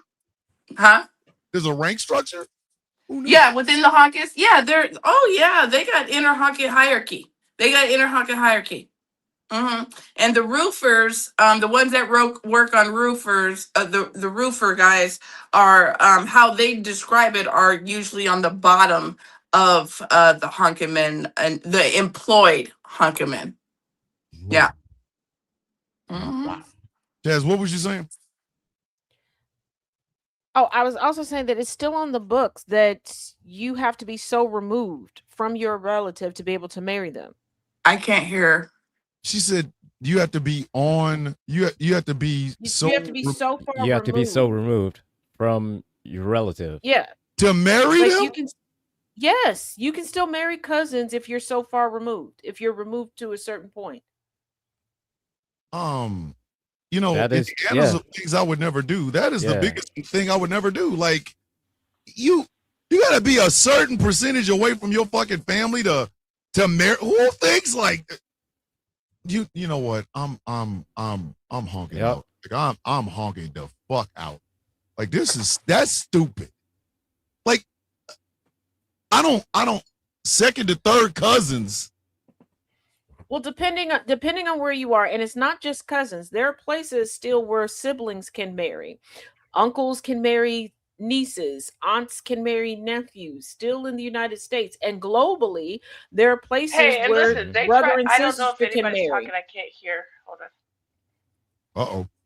What happened? Uh-oh. Hold a second. I need to know who is it that looks at their cousin and be like, yo, son, I'm about to hit. That's your cousin. It's your fucking cousin. That's just gross. What part of the game is that? Like, and George R.R. Martin got us out here rooting for Targaryens. Man, you raggedy son of a bitch. You raggedy low bastard. down bitch. You dirty bitch. You got us raggedy out bastard. here rooting. Yeah, you know what I'm saying? But Got us out here rooting for it. let's not forget there was a couple in the late 70s, early 80s that left the United States to go to another country where it was legal, where they could be married. There's also a whole subreddit full of fathers and daughters that desire to be in relationships with one another. And no, this is not a grooming type situation. This is I wasn't raised by my father. I ran into him. We found out that we were daughter and father, and we don't care. Just like there was a woman who decided to unprovoked tell us how she had dated and fell in love with her son that she gave up for adoption. There's something wrong with people. What in the fuck is your problem? Now, my sister had an awful lot of hot friends. Night, Jay Thomas. See you in the morning. All right. Yo, like I'm not good right now. Like I had heard, like, we obviously incest is gonna be one of them questions that come up. Obviously, we got that. But goddamn, are you for real right now? Like, yo, like what the fuck are you talking about?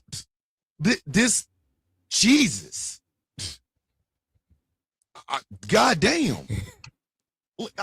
And this is the timeline we live on. Jeez. You This got is the Katie timeline Miller. we live on. Katie Miller's out here spinning on dicks that are just like, bitch, come on. Like, you could get better dicks at the thrift store. What are you doing?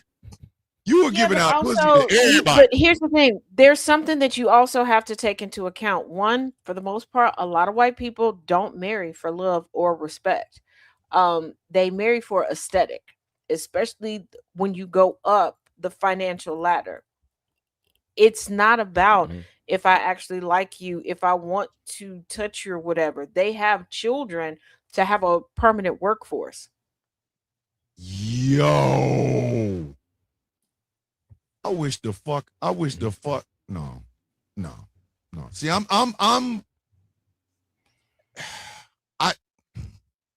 have nothing.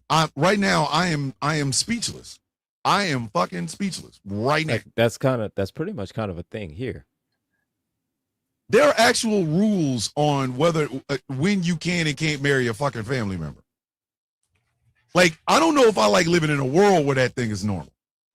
There are rules to when you can and cannot marry a family member. The fuck? Oh, she went off again. She'll be back. Like, what? Yeah, what in the fuck? There are rules to shit. I was a day laborer until I got married and moved out. We got we got some information from the Discord. I don't know if this person wants their name said or not, so I'm not going to say it. There's a nursing home near them where there's a ton of elderly people with physical issues caused by inbreeding. One of the most common is really long moles, like a mile but a streak. Moles? Well, you have to think the basis for eugenics is the result of incest in white people. That blonde hair, blue eyes that they love to hold on to and go, that's what makes us white. No, that makes it that your grandpappy was nasty and was fucking everybody. Yeah. In Kentucky, while I was when I lived in biologically, Frankfort, it's a Kentucky, deformity. Yeah. When I lived in Frankfort, Kentucky, I told y'all that many things. at the restaurant that I told you I would like to go to across the street from where I lived at the time, the Mexican restaurant. Me and a group of people, group of friends, were sitting at the table, and there were two guys that were chit chatting. They were a little bit loud, but we're like, it's like a margarita day. Yeah, people a little drunk. They started arguing. And I remember the other guy going, "You can't tell me what to do. It's my God-given right to take my daughter's virginity." I have never boxed up food, paid a tab, and got the hell out of Dodge quicker in my life. If I, yeah. If you say that while I'm in the motherfucking room, it's parking lot. I need you to. And before somebody goes, Taz, why didn't you say something? Because it was a table full of guys. What you gonna say? What are you gonna say? I'm a woman. What the fuck could you possibly say? What would you say that's? And I didn't know a name, that you're gonna an address, walk out. A description of a child to report it to anybody. I know where the asphalt in the parking lot is. All I knew was that one guy was about to beat the brakes off the guy that was like, "You can't tell me I can't take." So it was being handled. I just didn't want to get caught up in the crosshairs because when I say the table next to it, this is Frankfort, Kentucky ain't all that big. So this establishment was not large. The chances of somebody falling on me or me accidentally catching a hit was because when I heard that, said immediately you was good night, y'all. Yeah, it is parking lot time. It is Mighty Morphin parking lot time. Everybody got to die. Everybody has to die. We can't. None of you are allowed to leave this motherfucker vertically. None of you. You cannot walk out. And the secretly gay stuff, because like I told you about Big Lick down there, and there was a gentleman unprovoked, that explained to me his first sexual encounter. Because I was joking around, and he was like, "Oh, who was your first kiss?" And I was like, "Oh, the daughter of one of my dad's friends." And he was like, "Oh, so you like the guy?" Oh, it was not a guy. Like I knew from a very early age I like the lady. There's one man that I like. Okay, that's it. And he was like, "Yeah, same with me and my friend." I'm sorry, what? Because this is a guy that I was trying to be nice because he was a very large guy, but other times I'd seen him, he was a lot of homophobic comments and stuff. So I'm just kind of like, you know how you're polite, like, basically keeping him at a distance. Supposed to meet, like hurry up and come at a distance. And when he said, I didn't even know you were gonna be here. Ooh.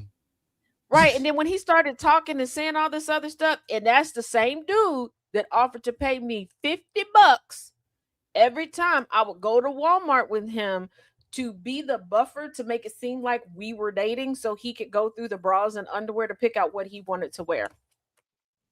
Now, mind you, I don't know why he paid me this because I would try to go in and like go through the racks and stuff and be like, "Oh, you like this?" to give the impression that even though you could look at the size and tell it wasn't my size, but I would just be standing at the cart because he would be going through the stuff and I'm like, bro, and he would hold it up like, so you might as well just go in there by yourself.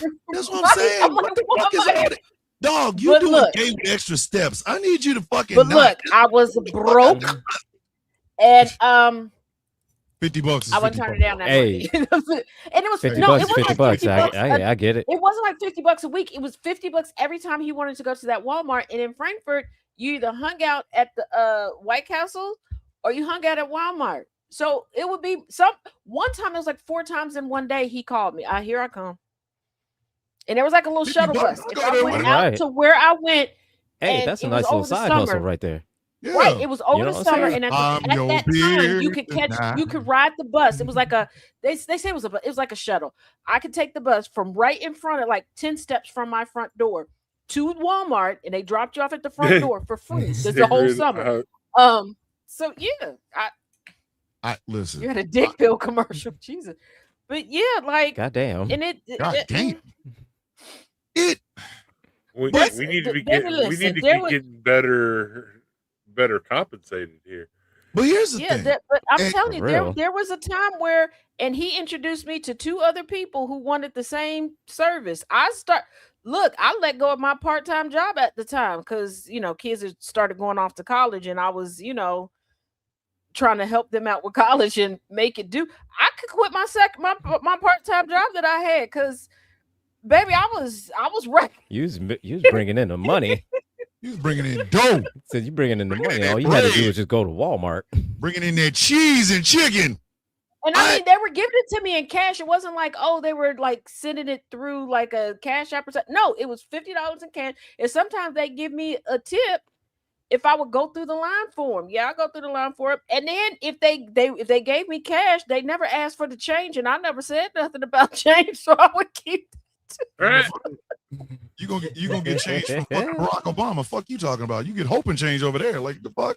You ain't getting no. I'm just. You ain't getting no. Hey, You know what I mean? and then think about it, like they would give me, like if I met them there, they would give me a ride back home. So a lot of times I would just do my grocery shopping, do whatever shopping I needed, because they were going through the racks themselves. I could walk away. I don't know why I was there. You was a beard. You was a So you beard. was Didn't there. even know why. Well, see, you were there to make them look straight. Yeah. Basically, you were there to make them look straight. Your whole job was to be mad straight.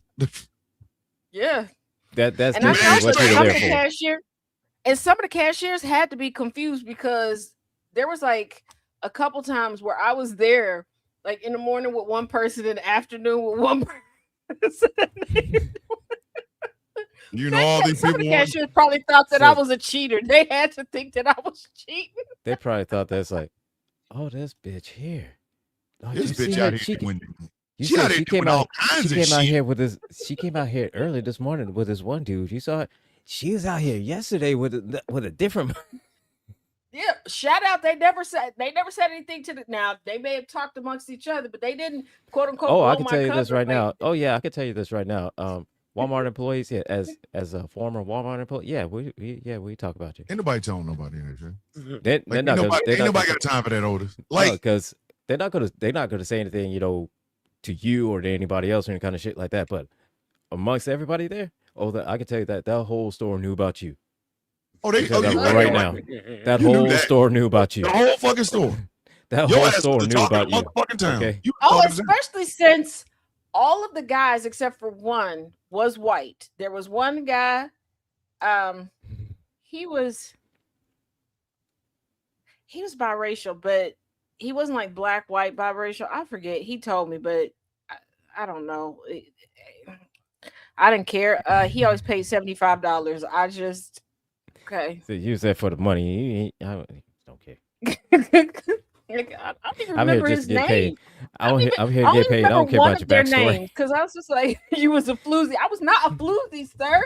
I was I don't care. broke, and they just wanted me to go to the store, and I did. It's like I don't care about Okay, your name. shit. I don't know about What? that. I don't care about none of Like, that. Just the give me one- money. What you talking about? The first guy's father also used to pay me $30 to make him chicken salad because his wife couldn't cook. So I would make chicken salad. He would slide it in the house and put it in the back of the refrigerator for the family to eat. Hey, shit happens. I mean, what the fuck you want? Like, That's the woman Now- that had seasoning as decorations. Because I went to the house and I was like, "Oh, I'll cook." And I went to go pick up the decoration, pick up a season. She's like, "We don't use that. That's my decor. It's for ambiance." bitch, you need some ambiance. You need to be ambient in your Said fucking head. ambiance. You So need I some was like, ambiance in the back what of do your you fucking put on head. the? But I asked her, I was like, "So what do you put on the food?" Oh, Put Lord. on. She Wait a had minute. salt Oh, that looked Lord. like it's been through some things, Oh, she. and She that was did- it. Hold on. said She so- didn't have the There was DMX nothing slipping else. salt, did she? So, Hold she had the PTSD salt. Hold on. She didn't have That's the, salt. hold on. She didn't have the DMX. Yo, I'm slipping, falling. My name is Salt. Yo, I'm slipping. I'm falling. My name is Okay, Salt. now- Yo, I'm slipping. I'm falling. I'm I just. don't know. Now, my grandma had a separate thing of salt, like table salt, the big one that she had, Mhm. because there was like she had a walkway, but there was one part that she liked to stand off to the side if my grandfather had to pull the car around to the front. Like when the weather got bad, he didn't park in front of the house. Their driveway was on the side. Okay. So she would have like this, she would sprinkle a little salt where she would stand, right? A couple times she dropped it because she was older. And it starts to, the container. It's not really meant to be outside. But this lady it looked like It had been dropped quite a few times in the rain, the snow, the sleet, everything just in the cabinet. Yo, this bitch out there with just dropping everything. DMX song. Hey, yo, Slipper. My name is Salt. Hey, yo, Slipper. But I'm telling, I was oh chat. And then the amount of white people that I learned that convinced their children to have children for the grandparents to raise the children, then complain about raising the children, the amount of people who use children to shop doctors. You must be out your fucking mind. You are out of your motherfucking mind. What? Wait, some no. Yeah. Slipping. Name is because I was just like, this is because okay, when my oldest son, when his first son was about to be born, the one lady was like, so what are you gonna do when she has her cycle again? What her cycle got to do with me? Like, hey, yo, bitch, what that got to do with you? Wait a minute. Wait, like for real, what's that got to do with you? Like she was acting like I would have to go to the rescue. She's like, well, this is gonna be a stressful time for you. Why? I'm not having the baby. Like hey, bitch, I will help if they need my help, but I wish you would go in there and tell my motherfucking wife that shit. Hey, let's make sure that the grandkids, let's make sure that the kids have more kids so we can raise them. My wife will divorce me. Said, wait, what are you talking about? He was like, she's like, so what are you getting set up at your house? Nothing. Like, why do I need anything at my house? To get set up? Saying? Like, bitch, the fuck are you talking about? The fuck am I setting up? I ain't setting up shit. And Set up. The other thing about, especially here lately, white people are really concerned about having more babies. Like it is almost an obsession with them. You know, like that dumbass MAGA dude that I did the video about, the one that, you know, if you're not having sex for procreation, it's gay sex. And oh well, here's the thing that's just for decoration, but that's the one that I was telling you about before, where the wife is super, super young. He's the only person she's ever been with. And for some reason, they keep making the circuit talking to all these different like podcasters. And the podcasters are like intentionally letting her know that there's pleasure out there. So he's going out of his way to try to convince her, like, no, sir, she has access to the internet. Like, just say you're disappointing. Here's the thing. You're disappointing. Here's the thing. If your dumb ass is worried about a woman's body count, or your whole thing is if you're not having sex for procreation, then it's gay sex, maybe you shouldn't get no pussy. I'm sorry. I am of the mind that if that's the thought process you bring into any relationship, you shouldn't get no pussy. But no woman should be naked in the room with you. But did you catch why he had that thought process? He said, oh, I'm not concerned about getting an orgasm or giving her one because he can't. He can't deliver and he doesn't want her. But here's the thing. With men like that, I need y'all to realize, let these women explore, because there are women who will rock with you that don't care, that literally don't care. They will finish themselves off. But the lying and the deceitfulness, that's what's going to get you left. Because again, she has access to the internet. And the fact that you keep taking her to male-only podcasts, and she's attractive, and these men are doing this, that's because they're trying to do the Uchi Coochie Wally Wally with your wife. They will play the role of stepdaddy. They will get up there and be like all day long, I'll never be a stepfather. Yes, they will. Yeah, they will. You gonna turn around and somebody gonna be dicking her down. Oh, you're so afraid that this woman, and they're afraid that they don't want women with a quote unquote high body count, but they want the freak of the week. How's she supposed to learn how to be the freak of the week? Exactly. Dog, you can't have both. Also, they're a freaky virgin? What the fuck is that? Here's the thing. They don't work on anything. They don't work on their ability to please anybody or themselves or their personality or whatever. And they're afraid, oh, she's not going to like what I have to offer. Sweetheart, even if you are the only thing that she has from now until the day she dies, if you never improve, she's going to get more in tune with her body. She gonna be disappointed if you don't It's evolve gonna with be her. how do you She want gonna it, be daddy time, disappointed. buddy? Yeah. You're gonna notice Yeah. that her showers and her bath times get longer and longer and longer. Now, I'm gonna say this. This may sound egotistical, but I do not care. There is a rationale and reason for why I take, pleasure in pleasuring women. And I swear to God, this is honest God truth. I was the manager for the girls volleyball team for like 2 years in high school. And the volleyball team consisted of all the most popular girls in fucking high school. All of them play volleyball. And one day after practice, they all going in and, go to the locker room to change. And I'm picking up the equipment and shit. And I hear them talking cash shit about some of the most popular guys in school. Like, big dick, can't use it. Small dick. In there for 30 seconds. In there for too long, it feels like you going to work with a hard hat and a lunch pail. Like, they talked so much shit about these dudes. And I sat there listening. It was like I was in a horror film. I was like, ah! And then the dude showed up and I didn't say shit. It was at that moment I decided a motherfucker will never be able to do that about me. Never. Not what I don't give a fuck. You will not be out on these streets talking about, yeah, I was with Thomas. His dick, that motherfucker nutted off in his drawers. Like, never. It will never the fuck happen. Never. I was fucking upset. Like, what I tell you, it's I funny had because terror about this shit. I've been in conversations, and we've kind of hinted on it in different shows. Women have had a good laugh about the guys that have gone to town on thighs, on fupas, on you name it. And they're like, yeah, especially the guys that are like, yeah, this ain't no big thing for me. I get this all the time. I cannot tell you how many women I've talked to, and a guy did not realize he was boinking thigh meat. Okay. Oh no! See, and that, ladies and gentlemen, is exactly what the fuck I'm talking about. I'll be goddamned if you go and tell anybody at a fucking salon, girl, I had Thomas the other night. Ooh, girl, you mean Mr. Villain? How was he? Bitch, let me tell you something.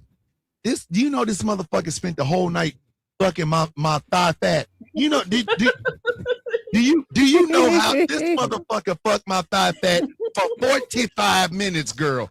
And he kept saying, is it good to you? Is it good? No, motherfucker. You are fucking my upper thigh. And then walk up, talk about it, and then walk up like he did something. He was only in there for 14 minutes. Dog. Walked off like he did something. Like, and he got out the bed after he nutted on my upper thigh, bitch. He ain't even seen no parts of the pussy. He gonna get up and be all sweaty over the bed, breathing hard, talking about you done been visited by the villain. But I think the greatest, it'll never happen to me. Yeah, but I think the greatest own I've ever seen was on Facebook, right before we knew about TikTok, right? Yeah. I don't know what happened between these two people, okay? But this guy was trying to be funny. It was going off like, yeah, I should post them pictures that you sent. The lady was like, go ahead. Now, one of my cousins was like sharing this whole debacle on their page. This is how I saw it. And then I traced it back to the person's page because I needed to see this go off. And I'm looking at these pictures. He's posting the boob shots that he sent her. And I'm looking at I'm like, cute bra. But I'm like, those don't look like boobs. But maybe, I don't know. Like, everybody boobs don't look like mine. Mine don't look like everybody. Maybe I'm tripping. Yeah. Maybe. And then another picture came up. Every woman, every drag queen started dragging this dude in the comment section. We're like, do you think that you're exposing her? And I knew what was bothering me. Both of her boobs were never in the one picture at one time. She was putting a bra over her bent knee, and he never caught on. And the last picture that he put up, everybody was dying because it was that picture where you could tell she gave up. He just kept asking, like, oh, he was one of those like, oh, what are you doing? I'm taking a shower without me. You got a picture for me? So she was giving him pictures. She just never said bras on kneecaps.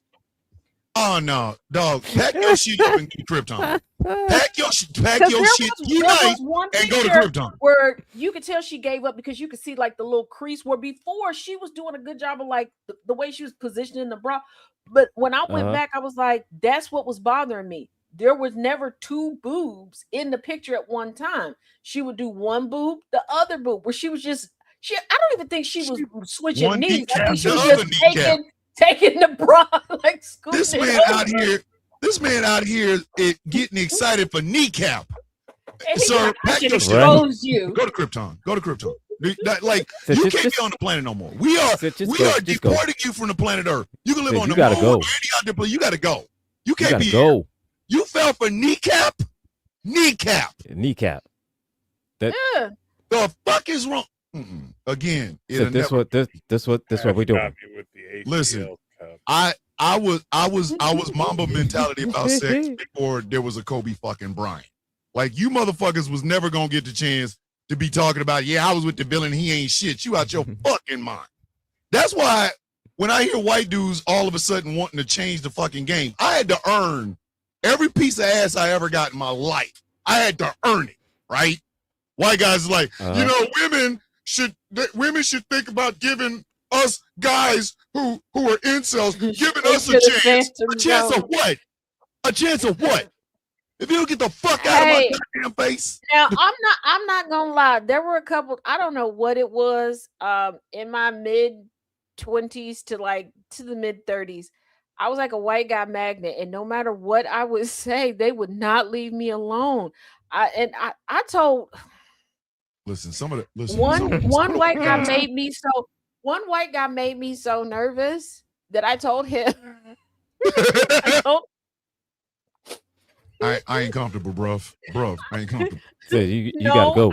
You gotta go, bro. No, I told him nope. He wouldn't leave me alone. So I told him, because he kept messaging me on Facebook. I blocked him. He would make another account, right?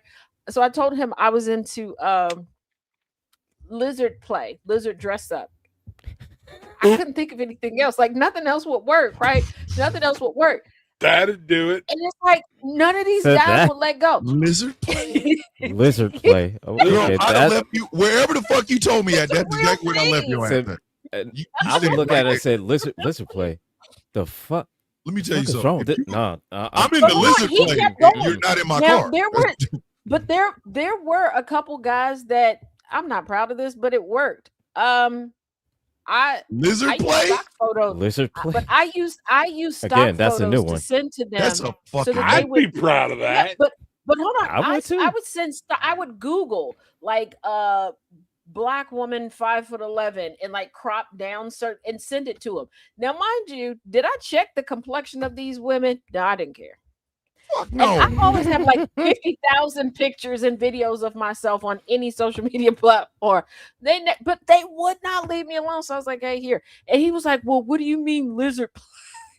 Early days. Wait a minute. He asked. No. Stop. Clarification. He asked for clarification. Hold on.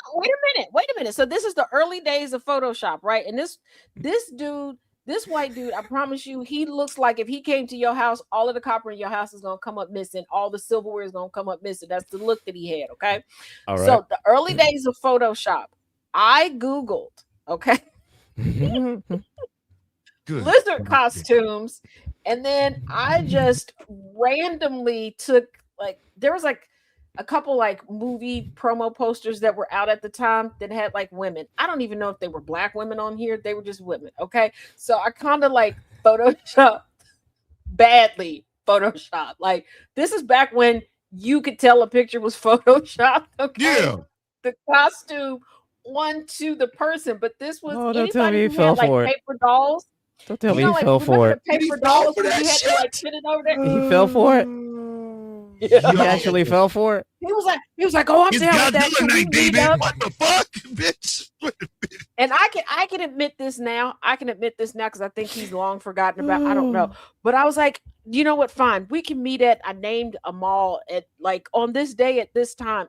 Of course, I never showed up. I just wanted to be left alone because he wouldn't stop. But yeah, I used to just stock photo it up. I think Yeah, one time I baby. used a You know what picture tonight of, is, don't you? It's Godzilla night. I'm gonna open your ass cheeks and spit ghost pepper fingers in your booty cheeks. There were a couple times where I cropped Heidi Klum and sent it to people. Of course, I don't look anything like Heidi Klum. Hey, Chaos, how fast would y'all have been married if she had sent you a picture of Heidi Klum? If that had been the first picture she ever sent you, of fucking Heidi Klum. Oh, he would have blocked me. I would have been blocked. Oh, the hell with this bitch. What the fuck is wrong with her? Like, goddamn it, bitch, you don't think I know who Oh, I the am? hell Like, I can see you. The fuck is wrong with you? You ain't even. This You is don't not even the- look like Heidi Klum. So, What like, is this wrong don't with look like you. The fuck is I going on? would like to freeze frame on the fact that there were men across the U.S. that were set up on dates with Taz that went to the said mall and Lizard play. We're looking forward to. Hey, Daddy, you know what time it is, don't you? They were looking to hook up with a lizard. Time to go. Time to go. Said, look at a hook up with a lizard. You know what I'm saying? Walk up on me, dress up like a raptor with wings. Somebody, yeah, I'm leaving. I'm getting the fuck out the goddamn house. Let's dance for that.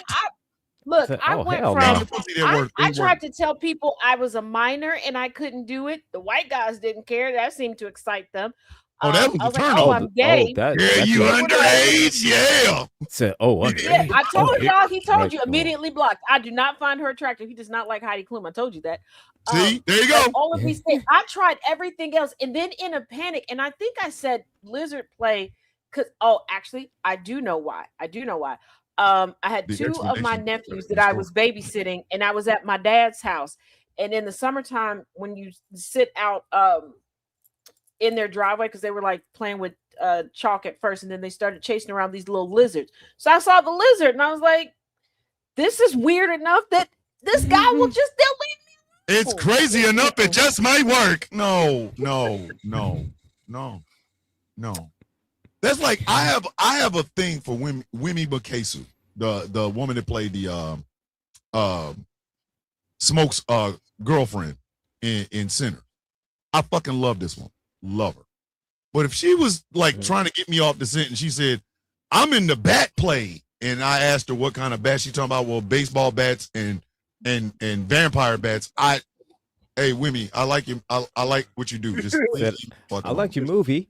I really liked your movie. Just go over there. You don't find me attractive? What kind of bat? Said you don't find me attractive? Literally, I Dad like said she your in the movie. lizard play and he stayed. What kind of shit?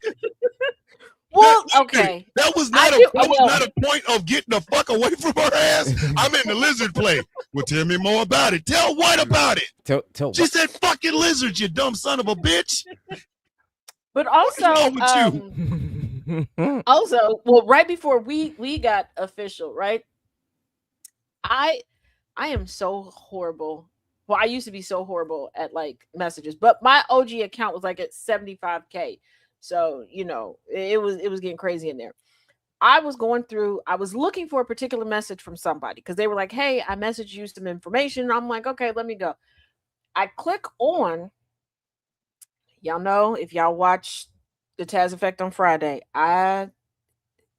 thumbnails are my kryptonite, okay? I can't see them shits for nothing. God. So I was like, oh, is this his backup page? Because I thought in the little thing, because at this point his profile was like, his profile picture was like him sitting to the side. You just saw beard. So I was like, oh, it was not him. It was a white dude. Again, begging for the white dude. It was like, hey, I could be your sugar daddy. So I thought it was one of them little sugar daddy things. So I just left it. I didn't know that at the time on TikTok, anytime you open any message, if you had your activity on, they could see it. So then he started blowing this shit up.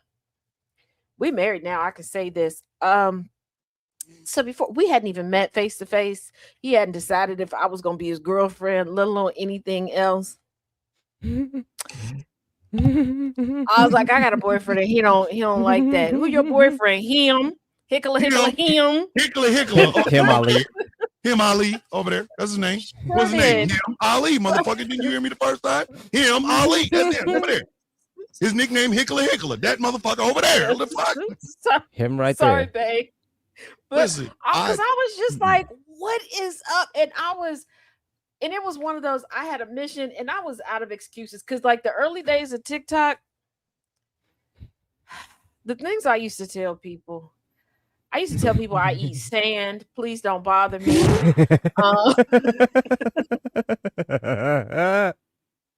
I told a couple people I lick windows. I'm not good at this. Okay, one person called. But wait a minute. One person called me on it. One person he was like, I feel like you're lying to me just to throw me off the scent, and it's not gonna work. I did. See, again, this is why I say men stuck sometimes. Men, listen, men, y'all, some of y'all cannot. Y'all can't read. Some of y'all need to learn to take no for an answer. Really? Because y'all fucking it up for everybody else. Now you got, listen, I'll be just minding my own business. I'm walking because I have a demeanor when I leave out of the house because I don't like leaving out of the house. I have a demeanor. My demeanor is, please don't fuck with me. Please. I want to go fuck back home. I want to go back home. Leave me the fuck alone. I'm only out here in public with pants on because I had to go to the store for something. Please don't talk to me. I love how he keeps reminding us that he puts pants on outside the house. Mm-hmm. We literally are so Thomas. Yeah, so I'm walking through the store one time, and there's this white woman. It was at a Walmart. She passed me by. I'm not paying any attention to this bitch. I got on headphones. Not headphones, but I got like, you can see headphones out of my ears, right? She walked past me, and this white woman whistled and said, "That's a fine hunk of man." I heard it because it was at the end of the song and it was on repeat. So the song was getting ready to repeat again. So I heard it. And I turned around, I said, "Excuse me?" She said, "You one fine ass hunk of man." And then I'm like, "Thank you." And then she got close to me and I'm like, "Uh-oh. This right now, this part Stranger right danger. Here, Stranger danger. This is the part I was trying to avoid with the look on Stranger my face. danger. Leave me alone. Please. She gets up on me, and that's when I realized I need to stop talking to people. Like, I need to just walk. That bitch had summer teeth. Some were in her mouth, some was on her shirt, some were in the parking lot, some were in her car, some were someplace else other than in her fucking mouth. I was like, oh, I'm a hunk of man. Well, thank you. I appreciate that. And no, I got to the point where I just started calling him. I started calling him on video, and it generally that worked, except for one night. Except for one night. I was standing, and when I tell you, I'm standing there, video going, and I'm like, I'm talking to him.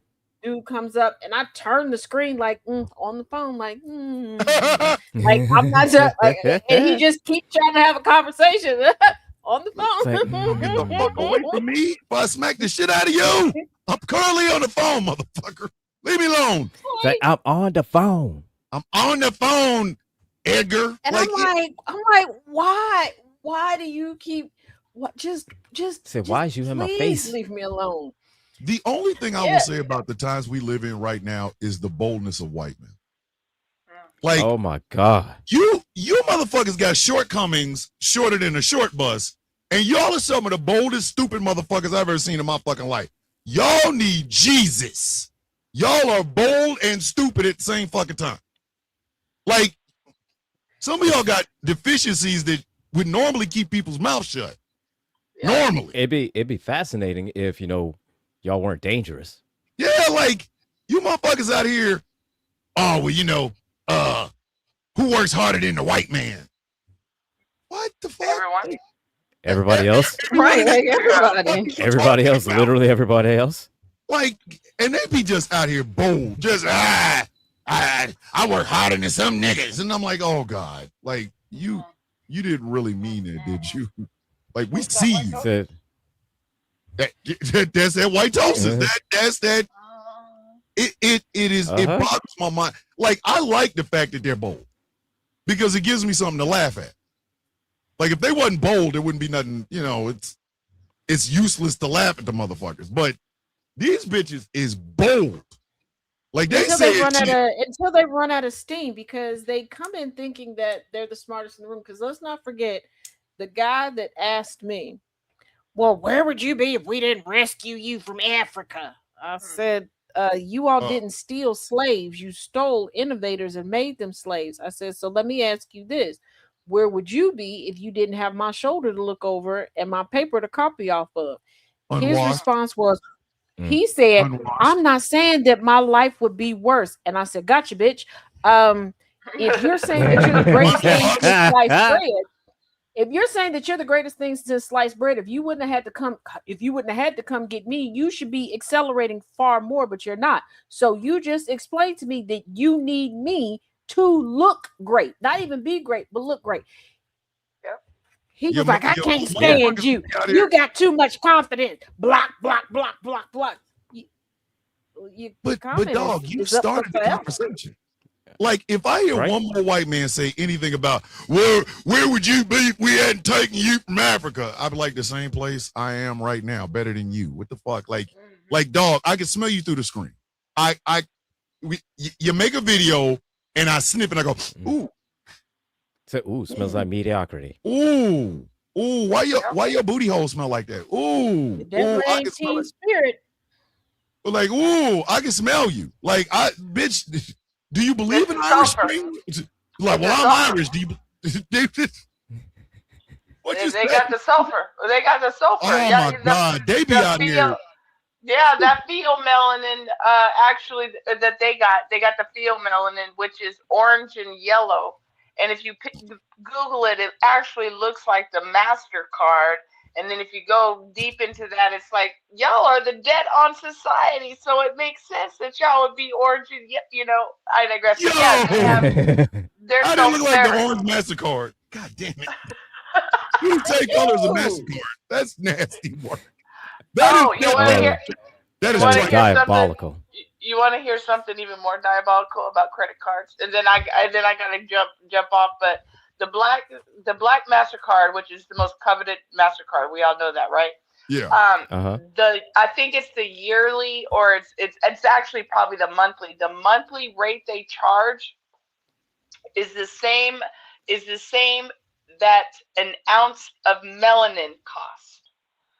And it's like, I think it was, the last time I checked, it was like $450. But who comes up with the black matter? Where did they get that number? Do you know what I mean? Where did they get that number? Up with a dollar amount for melanin. Like, your melanin went exactly $50. Like, well, I mean, modify any and everything black. Everything, and that's and so when I'm thinking about that, I'm just like, you know what? Black people have always been the capital. And that's their little fucking reminder, is they're going to pay that $450 a month because, of that, I don't know, black card, whatever. Listen, when you are in my business, okay, the oncologist studies, you just go down so many dark cave paths with these honkies that you end up with shit like, y'all are probably like, what the fuck is she talking about? Let me tell you something. And that's okay. If there was a show on Tubi called the Honky Files, I hosted by you, which is just basically shit that honkies did over the week, I would be the biggest. I would tune in. I would tune in every week. You couldn't have paid me not to be able to watch that goddamn show. That shit would be like must-see television. Babe, turn the television on. The Honky Files is on. Like this. Like I set a reminder. I set a reminder on my phone. You think I wouldn't? I would set a motherfucking reminder. What day is it? Oh, it's Wednesday. All right, we got to go to the Honky Files. Like I do have Honky Files on my laptop, and one of the participants don't know it yet. Are mostly honky men, and one is this redheaded guy on there who has his who says he's been chosen by the black community to save the black community. I think it's called Superhero or some hawkish shit. And he said, what did he say? He said black women. Oh, he said that black woman sings Negro spirituals when she's on his carrot. And I'm thinking to myself, I'm like, first of all, You just told us exactly who you are, Hockey. You told us you fantasize about being a slave owner because it wasn't Negro spirituals, or he said slave spirituals, and I corrected him and told Negro spirituals. He came back, called me and said I was dumb and jealous because his platform is being built by black people. He's just building black people are elevating. I'm just like, I'm gonna go ahead and start a file on you. So I do got Honka files Listen, that you need to put that shit on YouTube. Okay, I'm going to you thank need to make a Honka files on fucking YouTube and just put up episodes and you can get. Here we go. Heidi said, Right. "This is a good time. Americans' most honkiest behavior." Oh my God, that could be the tagline. I like that. I like that. All right, I'll put that in there. I will definitely put it. Honk has gone wild. That's a good one. That's a good one because they're wild. They are wild. That's why I call them undomesticated. Because I mean, if you think about an animal that's undomesticated, you cannot control them, and we can control their emotions. We have full control over their honky emotions because they just cave the fuck out when we tell them facts or tell them that they're cracker ass. Oh, they lose their motherfucking. They lose their honky minds. They go out. You know what? You know what? To go with it, just call it National Honkographics. Honkographics. I was actually we could do a fake ass version of Mutual of Omaha's Wild Kingdom. We can make that theme. We can make it. we got goddamn technology. We can change the tune. We have the technology. I'm telling you. We got to put our head. We can listen. If we put our heads together, the only thing that happens is excellence. That's the only thing that happens. So I just want you to remember, if you do this shit and get an Emmy, please remember where this idea came from. Oh, I'm going to. Shout us the fuck out if nothing else. You know what I mean? Like, I got this idea from them, the crazy ass shit. Like, yes, we were. I'm gonna go ahead and tell y'all. So I am on honky overload. Okay, I got a lot of honkas out there to treat. So if you guys would like to treat honkas, I would be very excited to see some of those treatments because just because you don't call yourself a honcologist doesn't mean you aren't a honcologist. We just have different ways that we do things. Just because, honkatamers. A lot of us are master honkatamers, but you just haven't been given the title. So, we all have a PhD in white people. We have a PhD in white. Every one of us has a PhD in white people. Well, and it's actually even go further. We give the PhD of Whitabetes because I did give myself PhD of Whitabetes. I forgave my student loans myself. I did everything independently. Okay, I forgave myself for the student loans. I gave myself the PhWD, and and most of us already have it. Most of us have it by the time we graduate high school. To be perfectly honest, we know the hunk of shit when we see it. We know. So should we have introduced you as Dr. CB Whitabetes? Someone had said that, but the problem with that is the honkies. Okay, the honkies are going to get upset. They already tried to talk to me about diabetes. True. They were like, "Well, I got diabetes." I'm like, and that's horrible for you. You probably got Whitabetes as well because when you look, if you're looking at it. You need to take regular insulin for your for your diabetes. Well, you got to take regular Ritalin over here. You got to treat your honka shits with the Ritalin therapy just like that. And diabetes, you can pass away from diabetes. You can also pass away from the Whitabetes, especially if you're black. And it's not that you're passing away; you're being taken out. The Whitabetes deletes people. It deletes people. So if you got diabetes and you're a honka, you likely got Whitabetes too, and that's just two bad things I wouldn't want. I'm just saying. All right, so we normally do final thoughts at this time. We're gonna start with our guest because our guest has to leave. So, Dr. CB Whitabetes, final thoughts, please. Well, okay. My final thought is you can't trust them honkies. You just can't trust them.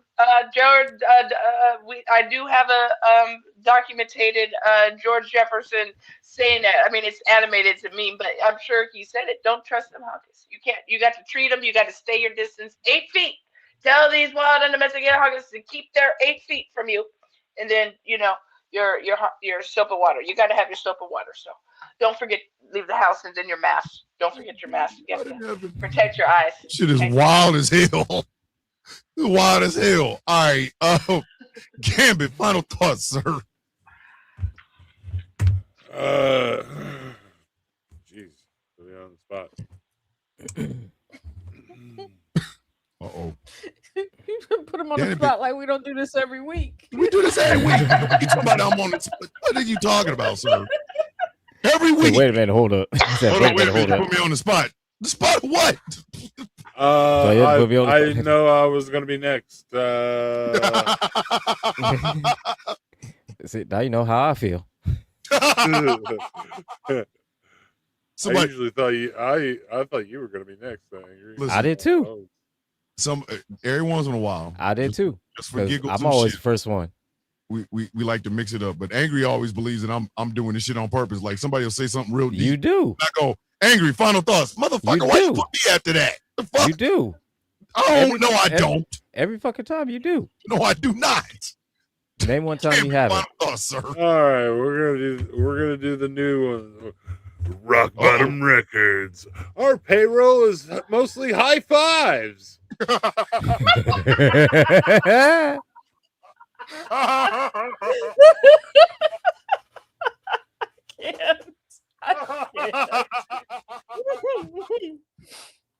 That's better than a cubic zirconium. Jesus Christ!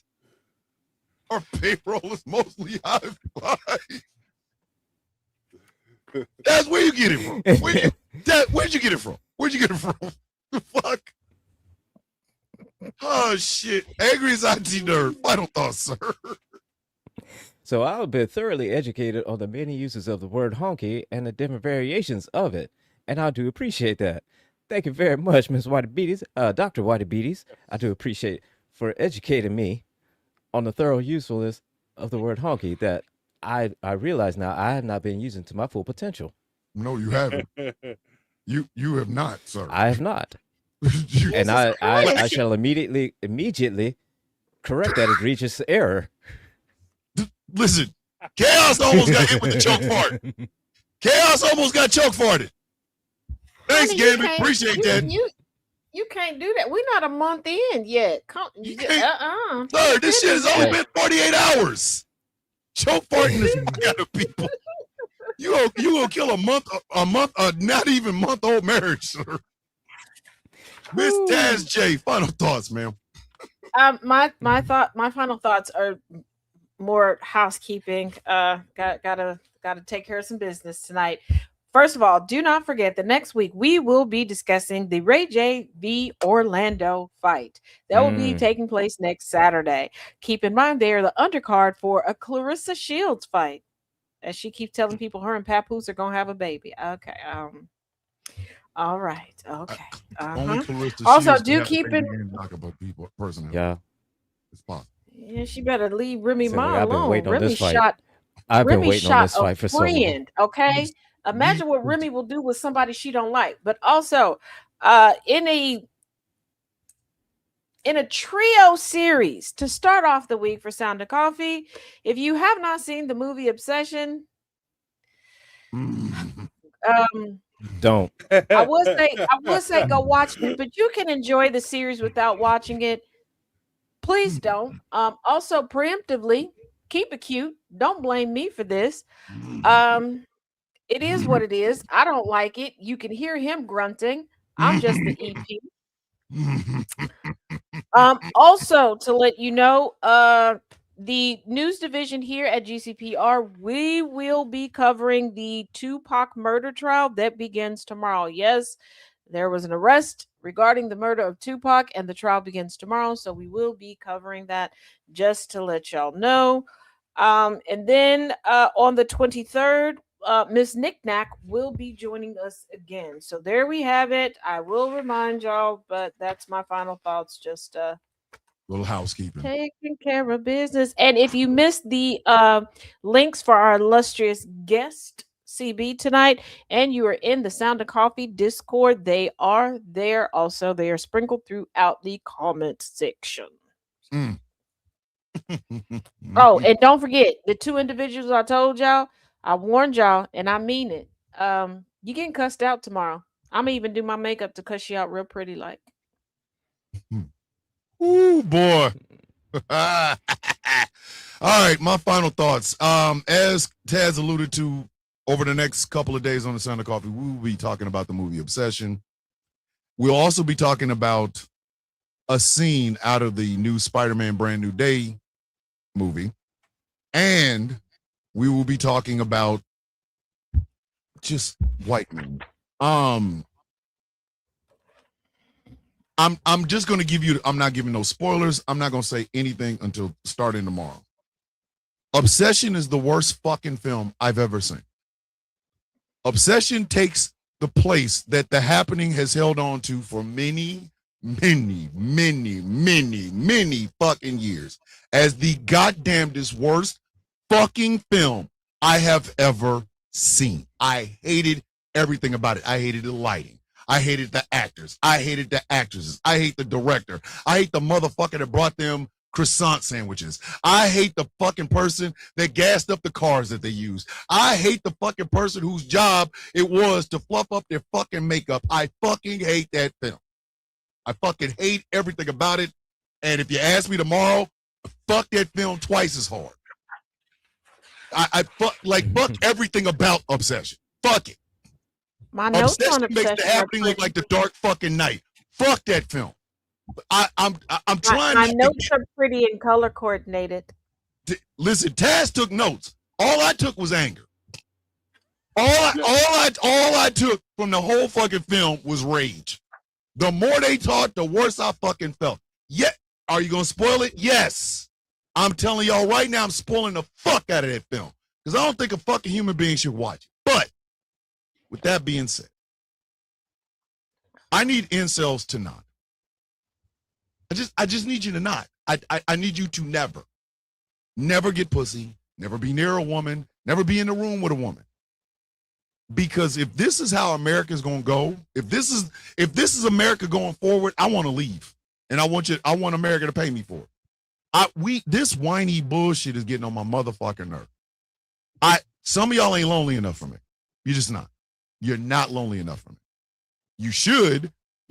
It should be Kang and Kung Fu. You just walk through the streets of the world with no shoes on and a little knapsack where you just keep a couple of rolls to keep your fucking ass fed. Y'all ain't lonely enough for me. You're not. And I'm telling y'all right now, it is a sensitive subject. Over the next, what did we say, Taz? 3 or 4 days? Did we say 3 days? 3 days. 3 days. You said to keep you to 3 days. Whatever is not covered by the 3rd day, we let go. We're gonna leave it the fuck alone. But y'all ain't lonely enough for me. Y'all ain't. What I'm telling you, it is the worst goddamn film I've ever seen. And I thought M. Night Shyamalan was gonna owe me money for the worst film ever, and it was just gonna be one of them eternal jokes amongst my friend group here. Hey man, did M. Night ever give you that money? Sure didn't. But here's the thing. Here's the thing. Kaz and I have been trying to watch Obsession for a while now. We would watch it. I fell asleep. Okay. Then we were like, okay, we're going to pick up. He fell asleep. We started back up so I could finish it today so that I'll be prepared for tomorrow. Right. And I was like, hey, yo, how do we get here? Because I don't remember us stopping here. But last time we picked it up, was I really paying attention? No. It's the worst goddamn film. No, you're not making me watch it again. That was enough. And that's the God's honest truth. I don't know why America is so fixated with no game having, no pussy getting white men, but it's got to stop. Okay, it's got to stop. There's some variables we'll talk about because there's some perspectives that I saw, and I'm gonna finish taking some notes because I didn't get a chance to write everything out because, well, one, I was not gonna miss Rules of Nerdquisition today.